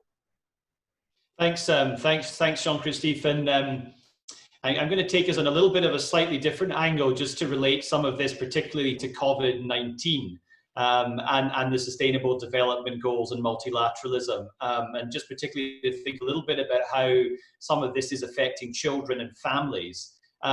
First, though, just a big thanks to the Center for China and Globalization for organizing this. It's been very interesting this afternoon. One of the things I think that we've certainly noticed, and I'm sure many others, is that COVID-19 has revealed inequalities that really threaten the achievement of the Sustainable Development Goals. For example, the socioeconomic impact of COVID-19 is being felt hardest by the world's most marginalized and vulnerable. And with many people globally already living in poverty, the consequences of COVID-19 risks plunging them even further into hardship. Even before the COVID-19 crisis, we needed an additional $2.5 trillion a year of investment to close the financing gap for meeting the Sustainable Development Goals, and about half of that requirement for Africa. So where we were already before we had this pandemic this year, we needed fresh, innovative ways of reducing inequality and addressing poverty, responding to the problems we already had with things like financing gaps to meet the SDGs. And now we have to address and respond to new problems like COVID-19 with a nuance to make sure that our interventions, which are going on for 6 months now and may have another year at least ahead of us, do not inadvertently make things worse. I'd like to give you two potential examples of that. First of all, I'd like to give you the example of school closures globally, which have been a major feature of countries' responses to COVID-19 and have left more than 1 billion school children in more than 130 countries out of school. Now, we can all understand the epidemiological and communicable disease control rationale behind those kind of interventions. There is, though, overwhelming evidence on the negative impact of school closures on children's physical and mental health, their nutrition, their safety, and their learning. Let me give you a few examples. School closures can increase children's exposure to physical, emotional, sexual violence. Children are more vulnerable to child labor if they're not in school. Millions of children, particularly in rural areas from poorer families and such like, rely on schools for meals, and this can lead to nutritional problems not being in school. And again, even prior to the pandemic, most low and middle income countries were facing a learning crisis. So prolonged school closures are likely to cause students to regress academically and cause significant learning deficits, especially given online learning is only temporary and doesn't necessarily benefit every child everywhere. So for all of these reasons, schools should be among the first public services to open when COVID-19 safety measures are put into place. And of course, we recognize the decisions of when to open schools. They must be made in the best interest of children. Adjustments need to be made when there's new information or outbreaks or risks change in local transmission and other conditions. But they should be the first services to open when it's safe to do so. Secondly, evidence is also showing the negative effects of COVID-19 on maternal and child health more broadly, and we already had problems in this area. So for example, a recent Lancet Global Health publication predicts that around 6,000 children could die every day from preventable causes over the next 6 months or so, as the COVID-19 pandemic continues to weaken health systems and disrupt routine services. Now, this increase is avoidable if, in partnership, we work across sectors to prevent transmission of COVID-19, treat those who fall sick, but also address these unwanted effects of the type of responses that we have been aiming at to contain the spread. So, for example, prioritizing maintaining routine health services for all children and mothers, as well as ensuring COVID-19 prevention. That may mean separation of cold and hot hospitals and such like measures. To make sure that immunization, antenatal care, other routine services continue safely and avoid further health problems that will ultimately challenge SDG attainment. And obviously we need to do that whilst curtailing public fear about accessing health services by creating those safe and patient-safe environments for routine and emergency healthcare. So with those two examples, finally, let me say that I don't think that South-South cooperation, multilateral engagement, partnership has ever been more important than it is now for the SDGs. It was already very important, and then we hit the pandemic. Our response here in China as UNICEF has been to bring in essential supplies during the epidemic here, first in China in January, and then working on a back-to-school campaign with the Ministry of Education and China CDC to get that public service opened as soon as possible and as soon as it's safe to do so. We've been sharing lessons with many other countries as we go along, and I think that's an incredibly important thing that we can advocate for together. On China's side, we've continued to grow our partnership with the Ministry of Commerce and the China International Development Cooperation Agency to deliver results for families under the whole framework of South-South cooperation. And already in the last few years, we've seen China contributing hugely to maternal, newborn, child health, early childhood development, humanitarian projects across a whole range of UN agencies working as a trilateral partner, all to achieve the Sustainable Development Goals. So let me just finish just by saying that it's something I was saying to my family recently. There'll come a day when you and your family will go to a health center to receive a vaccination for COVID-19. And you'll come outside afterwards and perhaps you'll say to each other, that's finally over, and breathe a sigh of relief. But until we get to that day, we need to focus our efforts together to address the old problems, to find solutions to new problems, and make sure our response to COVID-19 doesn't inadvertently exacerbate the situation for the most vulnerable and take us even further away from achieving the Sustainable Development Goals. So thank you.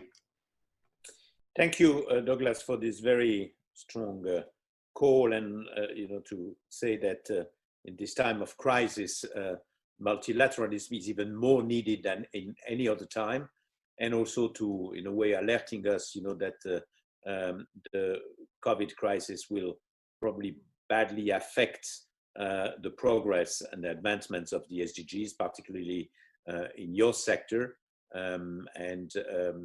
Now I have the pleasure to give the floor to Beate Tronkmann, who is the UNDP resident representative in China.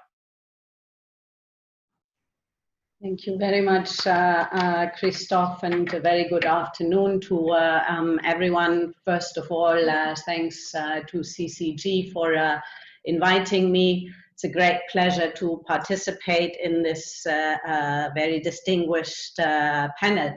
And I wanted to take the time, the short time that I have for my remarks, to discuss with you a little bit the latest status of the SDGs And similar to the argument that Douglas was making, why COVID-19 is making the SDGs actually more urgent, not less, and maybe also demonstrates some of the opportunities that we see in China in that regard. Now, in 2019, when the UN announced the Decade for Action for the SDGs, the Asia-Pacific region as a whole was not on track to meet any of the 17 SDGs without drastically accelerated action. And that was before COVID-19 shook the world. And I agree with Professor Fang that this pandemic is a wake-up call, in particular because it has laid bare some of the vulnerabilities and inequalities that are being created, have been created by our current growth models. And in many cases, through COVID-19, are actually now being protracted and deepened. Due to COVID-19 and this triple blow that we're seeing to income, education, and health, UNDP's latest estimates for human development show that human development for the first time in 30 years in 2020 will actually be regressing. And that's of course very concerning. But COVID-19, I think, is also an opportunity for transformation. And as countries begin to recover or look at their plans for recovery, I think there is a chance to change the trajectory of human development for the better. Now, to build back better, there is a whole gamut of areas, and we have discussed a lot of those already this afternoon and in the previous panels, a lot of areas that must be simultaneously addressed, from ensuring, for example, that social protection systems are inclusive and include everyone and the informal sector, from ensuring inclusive digitization for the future of work, but also in channeling private and public finance towards the SDGs. Now, I wanted to zoom in on one area, and here's another sort of convergence with the remarks of Professor Fang, and highlight the need to advance a low carbon transition to avert, in fact, another crisis that is looming, and that would make COVID-19 look pale in comparison. And I'm of course talking about climate change, and the fact that climate change is becoming an ever increasing existential threat to humanity. It can unleash, we've seen this, ancient diseases trapped in the ice by the melting of the permafrost. We've seen anthrax returning, for example, in Siberia because of that. By 2030, we could have over 220 million people that could enter climate-induced poverty. So that's why I think we must shift to a low-carbon economy now. And the world has in fact already proven that this new normal is possible. During the immediate response to COVID-19, we have adopted many changes like working from home or taking these type of Zoom conferences that are already reducing our footprints. But I think beyond changing practices, we must accelerate sustainable policies and investments. Now, investing in green makes economic sense. Greening energy systems could globally add 98 trillion to global GDP by 2050, with healthcare savings 8 times the cost of investments because of cleaner air. It could also quadruple renewable energy jobs to 42 million in the next 30 years. So let me now turn to China a little bit. In China, new jobs in renewables already outnumber those created in oil and gas. Last year, China invested more than 80 billion in green energy and remains the dominant renewable energy investment market. It has been so since 2013. However, of course, as all countries, more can be done. China, because of the size of its economy, still accounts for around 20% of global emissions. China's 14th five-year plan is set to focus on clean energy and cutting carbon emissions. And that can be a powerful vehicle to galvanize greener investments by promoting sound investment standards, moving away from carbon-intensive infrastructure, and by boosting sustainable investments. The new normal is also cheaper. If China uses the most cost-effective renewable energy resources, it could generate more than 60% of its electricity from non-fossil fuel-based sources at 10% less of the costs of today. Now, globally, and here's the link to multilateralism, China can also support sustainable development globally and is actually becoming an increasingly important player in the global arena, including by further mobilizing capital flows for green projects, upgrading infrastructure, improving connectivity, and strengthening value chains to support the green economy at home and abroad. And of course, the BRI is an important vehicle there. I think the cooperation with UNDP and partner countries in these areas show China's readiness and willingness to share its experiences and resources in order to do so. So to conclude, let me just say, I think to me, COVID-19 is a formidable challenge, but it also presents an invaluable opportunity to push for a more inclusive and sustainable future in the spirit of the SDGs, and a planet that can support everyone and where all people benefit from development. And this will importantly also strengthen the resilience to future shocks. So in the post-COVID-19 world, I think the call on us, on the international community, is to make sure that sustainability is being shifted from being a side effect of temporary practices to a clear objective in and of itself. And that must be at the center of our recovery, because really there is no more time to lose to achieve the SDGs, to protect human development, and to safeguard life on Earth. So thank you very much for that opportunity, and very good to be with you all this afternoon.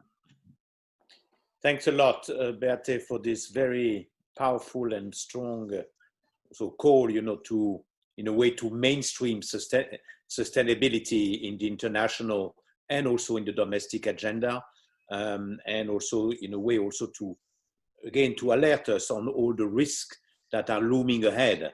I think that, of course, the reaction is to say that nobody will be able to say we didn't know. I think, you are contributing as a UN agency, as many others, to try to get attention and to alert on those risks. I think the trick, and maybe this is something that could be a topic for another, let's say, webinar, is how to move from the we must, we need, and we should to the how can we reach this goal. Evidently, there is a growing gap between those who are, in a way, aware and informed, and those who, in a way, are not fully aware of this risk, and or in a way are in a denial. And I think this is really one of the key tricks and objective, is really how to fill this gap in order to be able to promote, the good and the right policy that are needed. before we turn to the next and the final panelist, I would like to take the chance, to have Beate with us. We have, of course, lots of questions from journalists who are attending this webinar. I know we are way beyond time, but I was given the permission by the organizers, by CCG, to take one or two questions from journalists. I think there's one that is actually specifically for you, Beate, which is the following: is China attaches great importance to helping developing countries such as African countries in the fight against the pandemic. How do you think China's South-South cooperation contributes in the global fight against the pandemic and in promoting multilateralism and global cooperation? If you can just provide a quick response, and then we will turn to Dr. Yu Yongquan. Yes, thank you very much, and that's a very relevant question. There's two things I would say. First of all, China has already and is indeed contributing globally to support countries in the global south in their response to the pandemic. And as UNDP, but also as other UN agencies, UNICEF, UNFPA, we have been working with China on this, ranging from procuring urgently needed protective personal equipment, PPEs, and medical equipment from the Chinese market as one of the few markets a few months ago that was actually open for exports of these type of equipments, to also sort of strengthening capacities and working on issues like addressing health waste and how to handle health waste. I think generally that China has a lot to share, and there's many platforms that it could use, including the South-South collaboration platforms, including the South-South Cooperation Assistance Fund, including BRI. Also in terms of the practices, some of the mitigation practices, ranging from digital models, going sort of online to solve some of the issues of making sure that we sort of all socially distance. So I think a lot that there is to share, and the UN system and UNDP certainly stands ready to serve as a conduit for these type of exchanges. Thank you. Thank you, Beate. I have now the pleasure to give the floor to Dr. Yu Yongquan, who is the president of the Academy of Contemporary China and the World Studies. Thank you, Chair. Distinguished guests, dear friends, as we celebrate the 75th anniversary of the signing of the UN Charter, we are very delighted to co-organize this forum together with prestigious institutions from China and abroad. The speeches made just now are really inspiring, thought-provoking, and informative. We have had a candid and a constructive dialogue on issues related to the UN Charter and the Sustainable Development Goals, and have reached broad consensus. From the perspective of the organizers, this forum is very productive and fruitful. Thank you very much for your participation and contribution.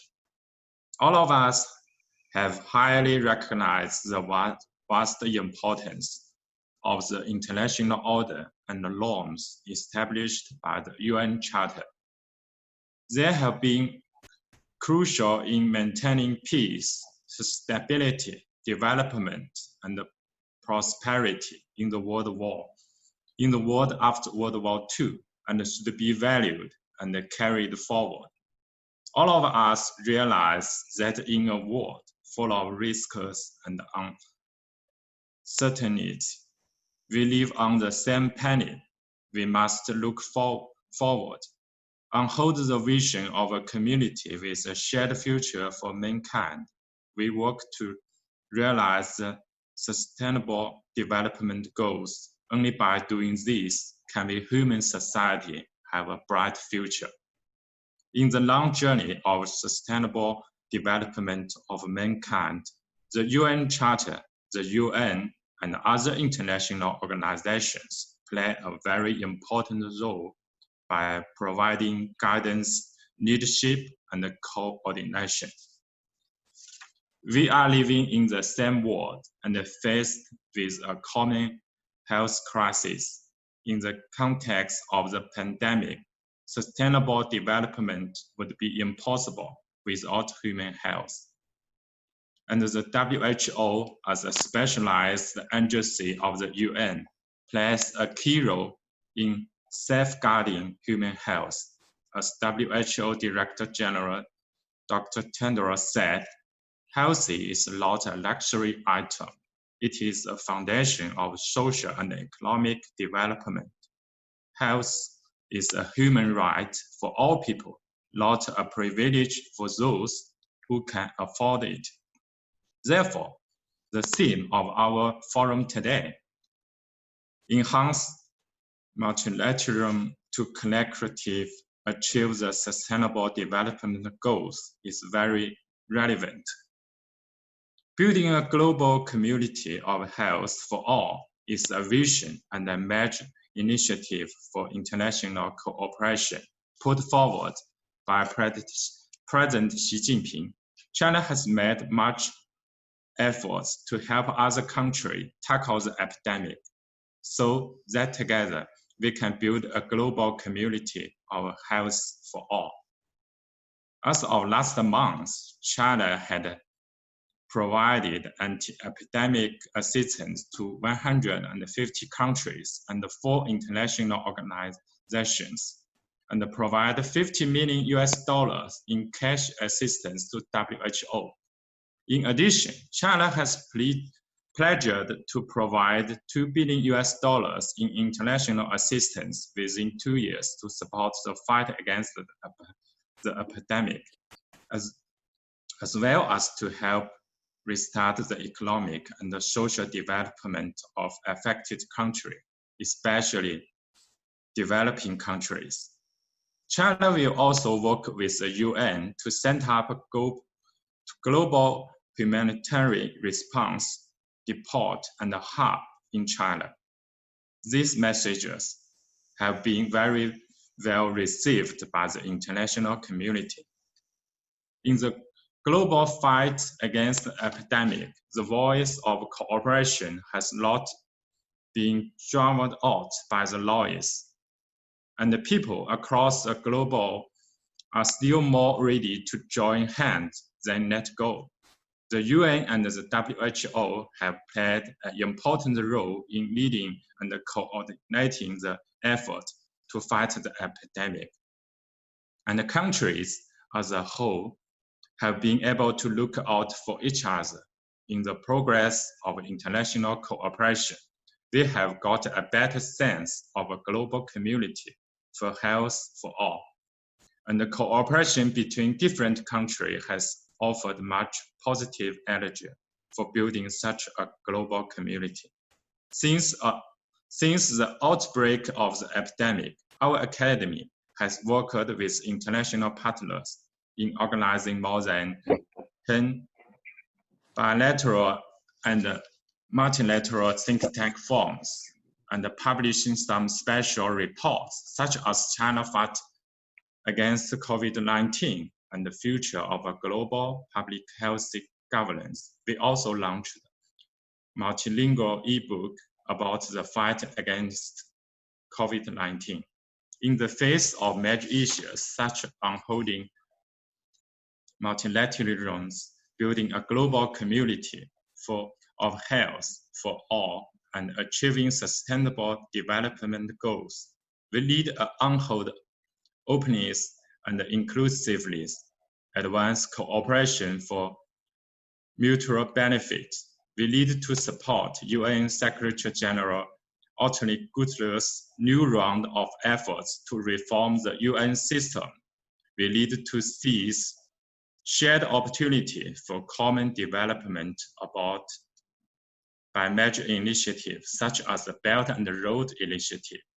Consideration could be given to further suggesting international cooperation through global and regional public health governance organizations, encourage the establishment of a highly efficient coordination mechanism for decision-making and implementation among different countries, and improving global governance with a focus on the needs of poor and vulnerable people so that they can better share the fruits of global development.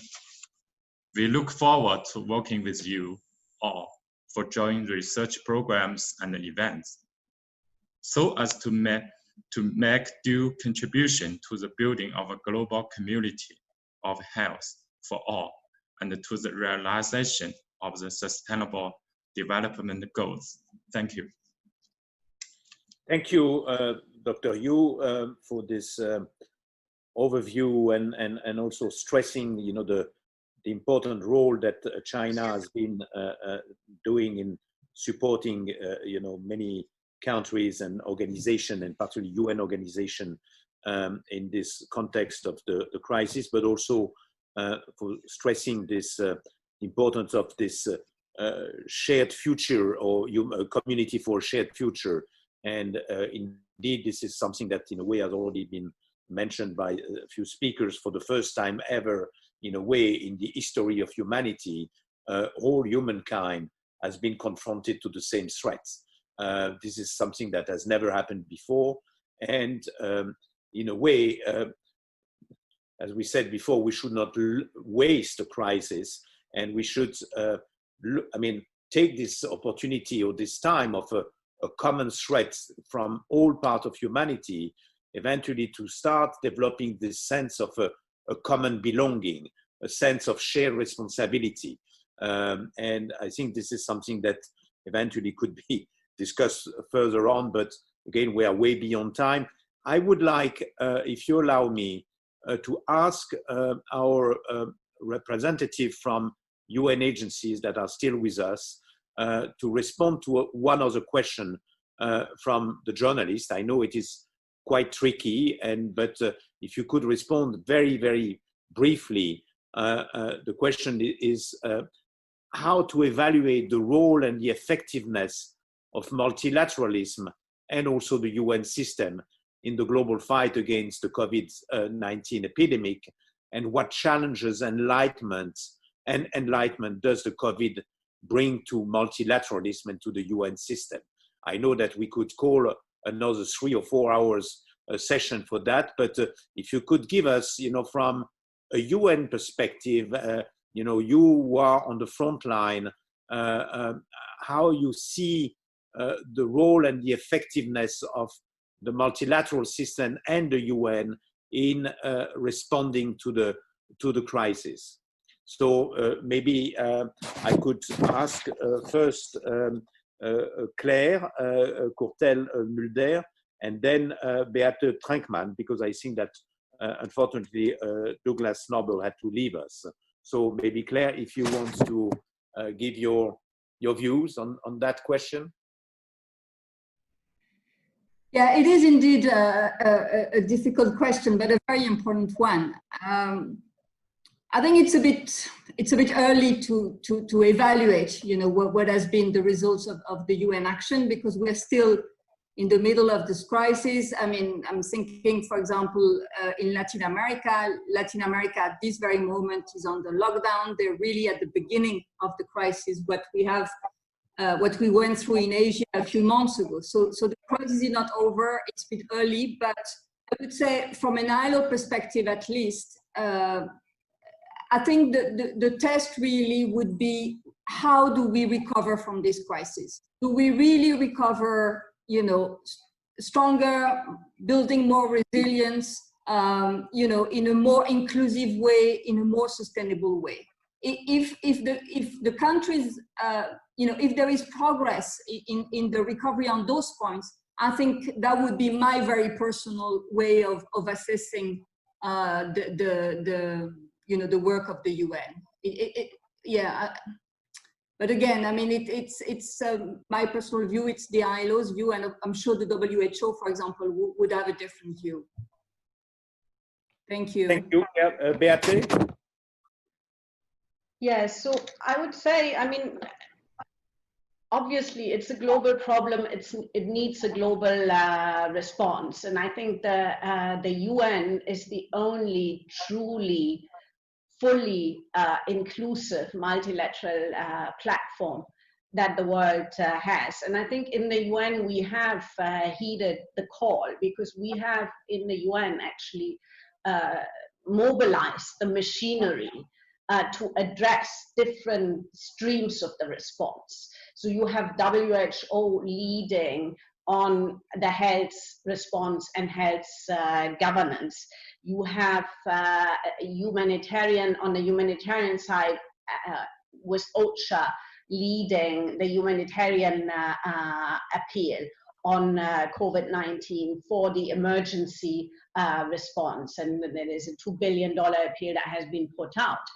And you have the UN Secretary General who put out the UN socio-economic framework for recovery from COVID-19, asking UNDP to be the technical lead to fast forward into the future and indeed ensure that we can build forward and build back better to ensure that we are reaching the SDGs. And all of us on the ground have been asked to review our programs from that perspective to make sure that we put resources, repurpose resources behind that overall objective. But there's also new funding platforms with the multi-partner trust fund office in New York that has put out a platform for the socioeconomic recovery. So I think very much this is a test for UN reform. And I think we're sort of hearing that loud and clearly as the UN system, and are gearing sort of into combining emergency with a development response. Thank you. Thank you, Beate. And I'd like really now to express my gratitude and thanks to all the panelists in this second roundtable. I think it was a very not only interesting, but also very, in a way, inspiring discussion, and coming up with very concrete points and analysis. So we have been, in a way, I mean, discussing now for almost 2 hours and a half, the future of multilateralism, and also the need to move forward on this particular occasion of the 75th anniversary. One of the speakers before mentioned that the 75th anniversary of the UN was made possible because it was also the 75th anniversary of the end of World War II, and that the UN and the vision of a global scheme or global architecture for cooperation emerged from the chaos of the World War II. Let's also have in mind that in about 2 months' time, the world will commemorate the 75th anniversary of the bombing in Hiroshima, and which was also one of those key, let's say, terrible circumstances that led or paved the way towards the creation of this international cooperation framework, and the sort of an unanimous call from the leaders, but also from the population, to overcome the differences, to overcome hatred, to really to try to look at what we as humanity have in common. And evidently, and I think this was also stressed by a few speakers, this sense of leadership, this sense of responsibility, this sense of historical moment in time has been in a way fading away in the recent time. And the need, to have a an enlightened leadership, that would give the way or give a sense of a direction is absolutely crucial at this point in time. And since we are now wrapping up, and I think what I think is really important is really to look at how to move from this sort of almost consensus that we had today. And, but it's in a way talking among the converted, among those who know, among those who are aware. But evidently, there are across the street a whole range of people being leaders, being influencers, being people who have a very different approach. And probably one of the greatest challenge is really to see how we can bridge the gap between those, who want to promote cooperation, who want to promote peace, who want to promote a sustainable future, and those who are either in denial or not informed or whatever. And in a way, these are two sort of tribes that are dismissing, ignoring, and fighting each other. And I think the time now is coming to look at how we can reconcile the vision of those sort of tribes that are really going increasingly in opposite direction, because this will never work. I mean, we need, in a way, to respect the difference. And as we said before, is really to say, how can we combine the legitimate aspiration from many people, who have a nation state and a sovereign framework that would protect them, but also how to make it compatible with a very assertive and a very effective international cooperation. This is really, I think, at the very heart of the real challenge for, well, only the 1 or 2 or 3 years to come, because this is, in a way, can be a turning point for humanity. And I think it is very important really to bring all those perspectives together. In that respect, and I'd like just to mention that DOC, the Dialogue of Civilization Institute, has been very pleased to partner, and we express a strong gratitude to Dr. Wang for partnering today. And the Dialogue of Civilization Institute has initiated in the last 2 or 3 months a major initiative setting up a high-level group with leaders and influencers from all parts of the spectrum, from different culture that in a way represent humanity and a different perspective, with the goal to come up with a set of recommendations on how to reinvent an international framework that would work for all. And I really stress this point, that would work for all, where everyone would feel that their legitimate aspiration, expectation, but also fear and threats will be taken into account. There is a strong sense in the overall impression that they are the winners and the losers, and those who have benefited from international cooperation or not. And we really have the conviction that it is important to bring everybody around the table in a way to work together, as it happened 75 years ago, where obviously the most antagonistic ideology didn't prevent the leaders to work together and in a way to transcend their differences, to work together for the good of humanity. And in a way, we have seen in the past 75 years that the peace and prosperity has prevailed despite those profound differences. And I think this is the time, in a way to revive this spirit for international cooperation. So sorry to take this few minutes, but I think, this is what I got from the discussion today. And now I'm hand over to Dr. Wang for the final words. Okay, thank you, John Christopher, for your excellent summary. Actually, the second panel is also very good, excellent. And we had a lot of questions, but I'll be given the time. so we cannot go through this time. We'll have next time, probably we'll pass the question to our speakers if they need it.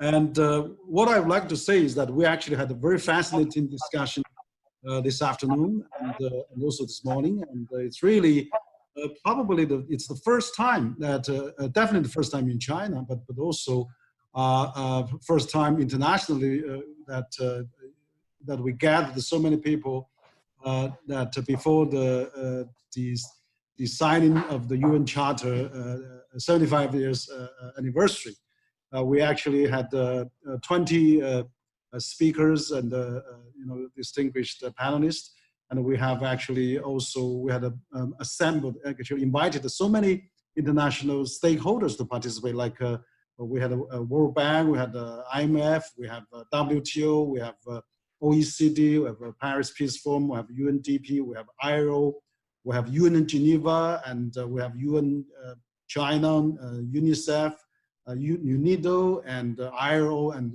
you name it. Also including Chinese Minister of Foreign Affairs. So it's unprecedented that we have first time in China we gather so many multilateral forces, players to stay together. Actually, John, it's not 2.5 hours, it's almost more than 3.5 hours. It's quite a comprehensive discussion. I think we'll give a very good summary of that. We're going to digest, we're going to really deeply analyze that, and we'll try to seek out recommendations to the relevant international agencies and also governments as well. As a matter of fact, we had over 2,000 invited who scanned our code bar and actually lessons us online, according to our technical staff, that we have over 2,000 experts, media, and the representative people interested in this topic through the invitation, actually lessons us online. So finally, I really want to thank our people that really put a lot of effort into this and also worked with us. So we actually want to thank very much the Academy of Contemporary China and World Studies, which is headed by Dr. Yu, who have actually greatly supported this event as well. We have also from China Center for International Security and Strategy, which is Madame Fu Yin's think tank attached with Tsinghua University. We have also Center for from Center for the Dialogue. Actually, we have international partners, that Dialogue of Civilization Research Institute, which is represented by Dr. Yakuning and John Christopher Greatly, partner for organizing this event.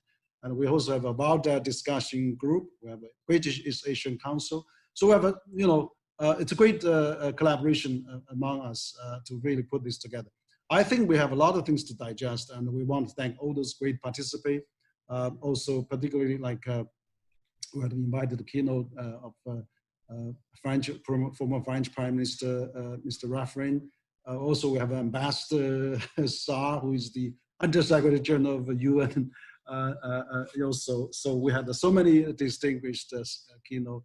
So this is really a great format, great discussion, and we have our think tank scholars and also staff is also make a good document of that. So we hope that this is really will contribute to the activities in celebrating 75th anniversary of the UN and also the UN Charter. So this is really a great. We have so much achievement and thinking and new recommendations, new thought. Very, very comprehensive. So I want to thank all of you very much on behalf of Chinese organizers, and also that we welcome you to collaborate, as Dr. Yu has mentioned. So we hope that we'll work together in the future, and we know it's a bit late because we have such a rich and a very lively and constructive discussion. So we want to thank all of you very much. And we hope to see you again in our next event. So thank you very much and appreciate all your time. Thank you very much. So we'll see you. See you. Thank you. Thank you. Goodbye. Bye-bye. Bye-bye. Bye-bye. Bye-bye. Bye-bye, and thank you again. Thank you. Thank you. Bye-bye. Thank you. Bye-bye. Thank you. Bye-bye, Dr. Wang. Thank you. Thank you all. Thank you.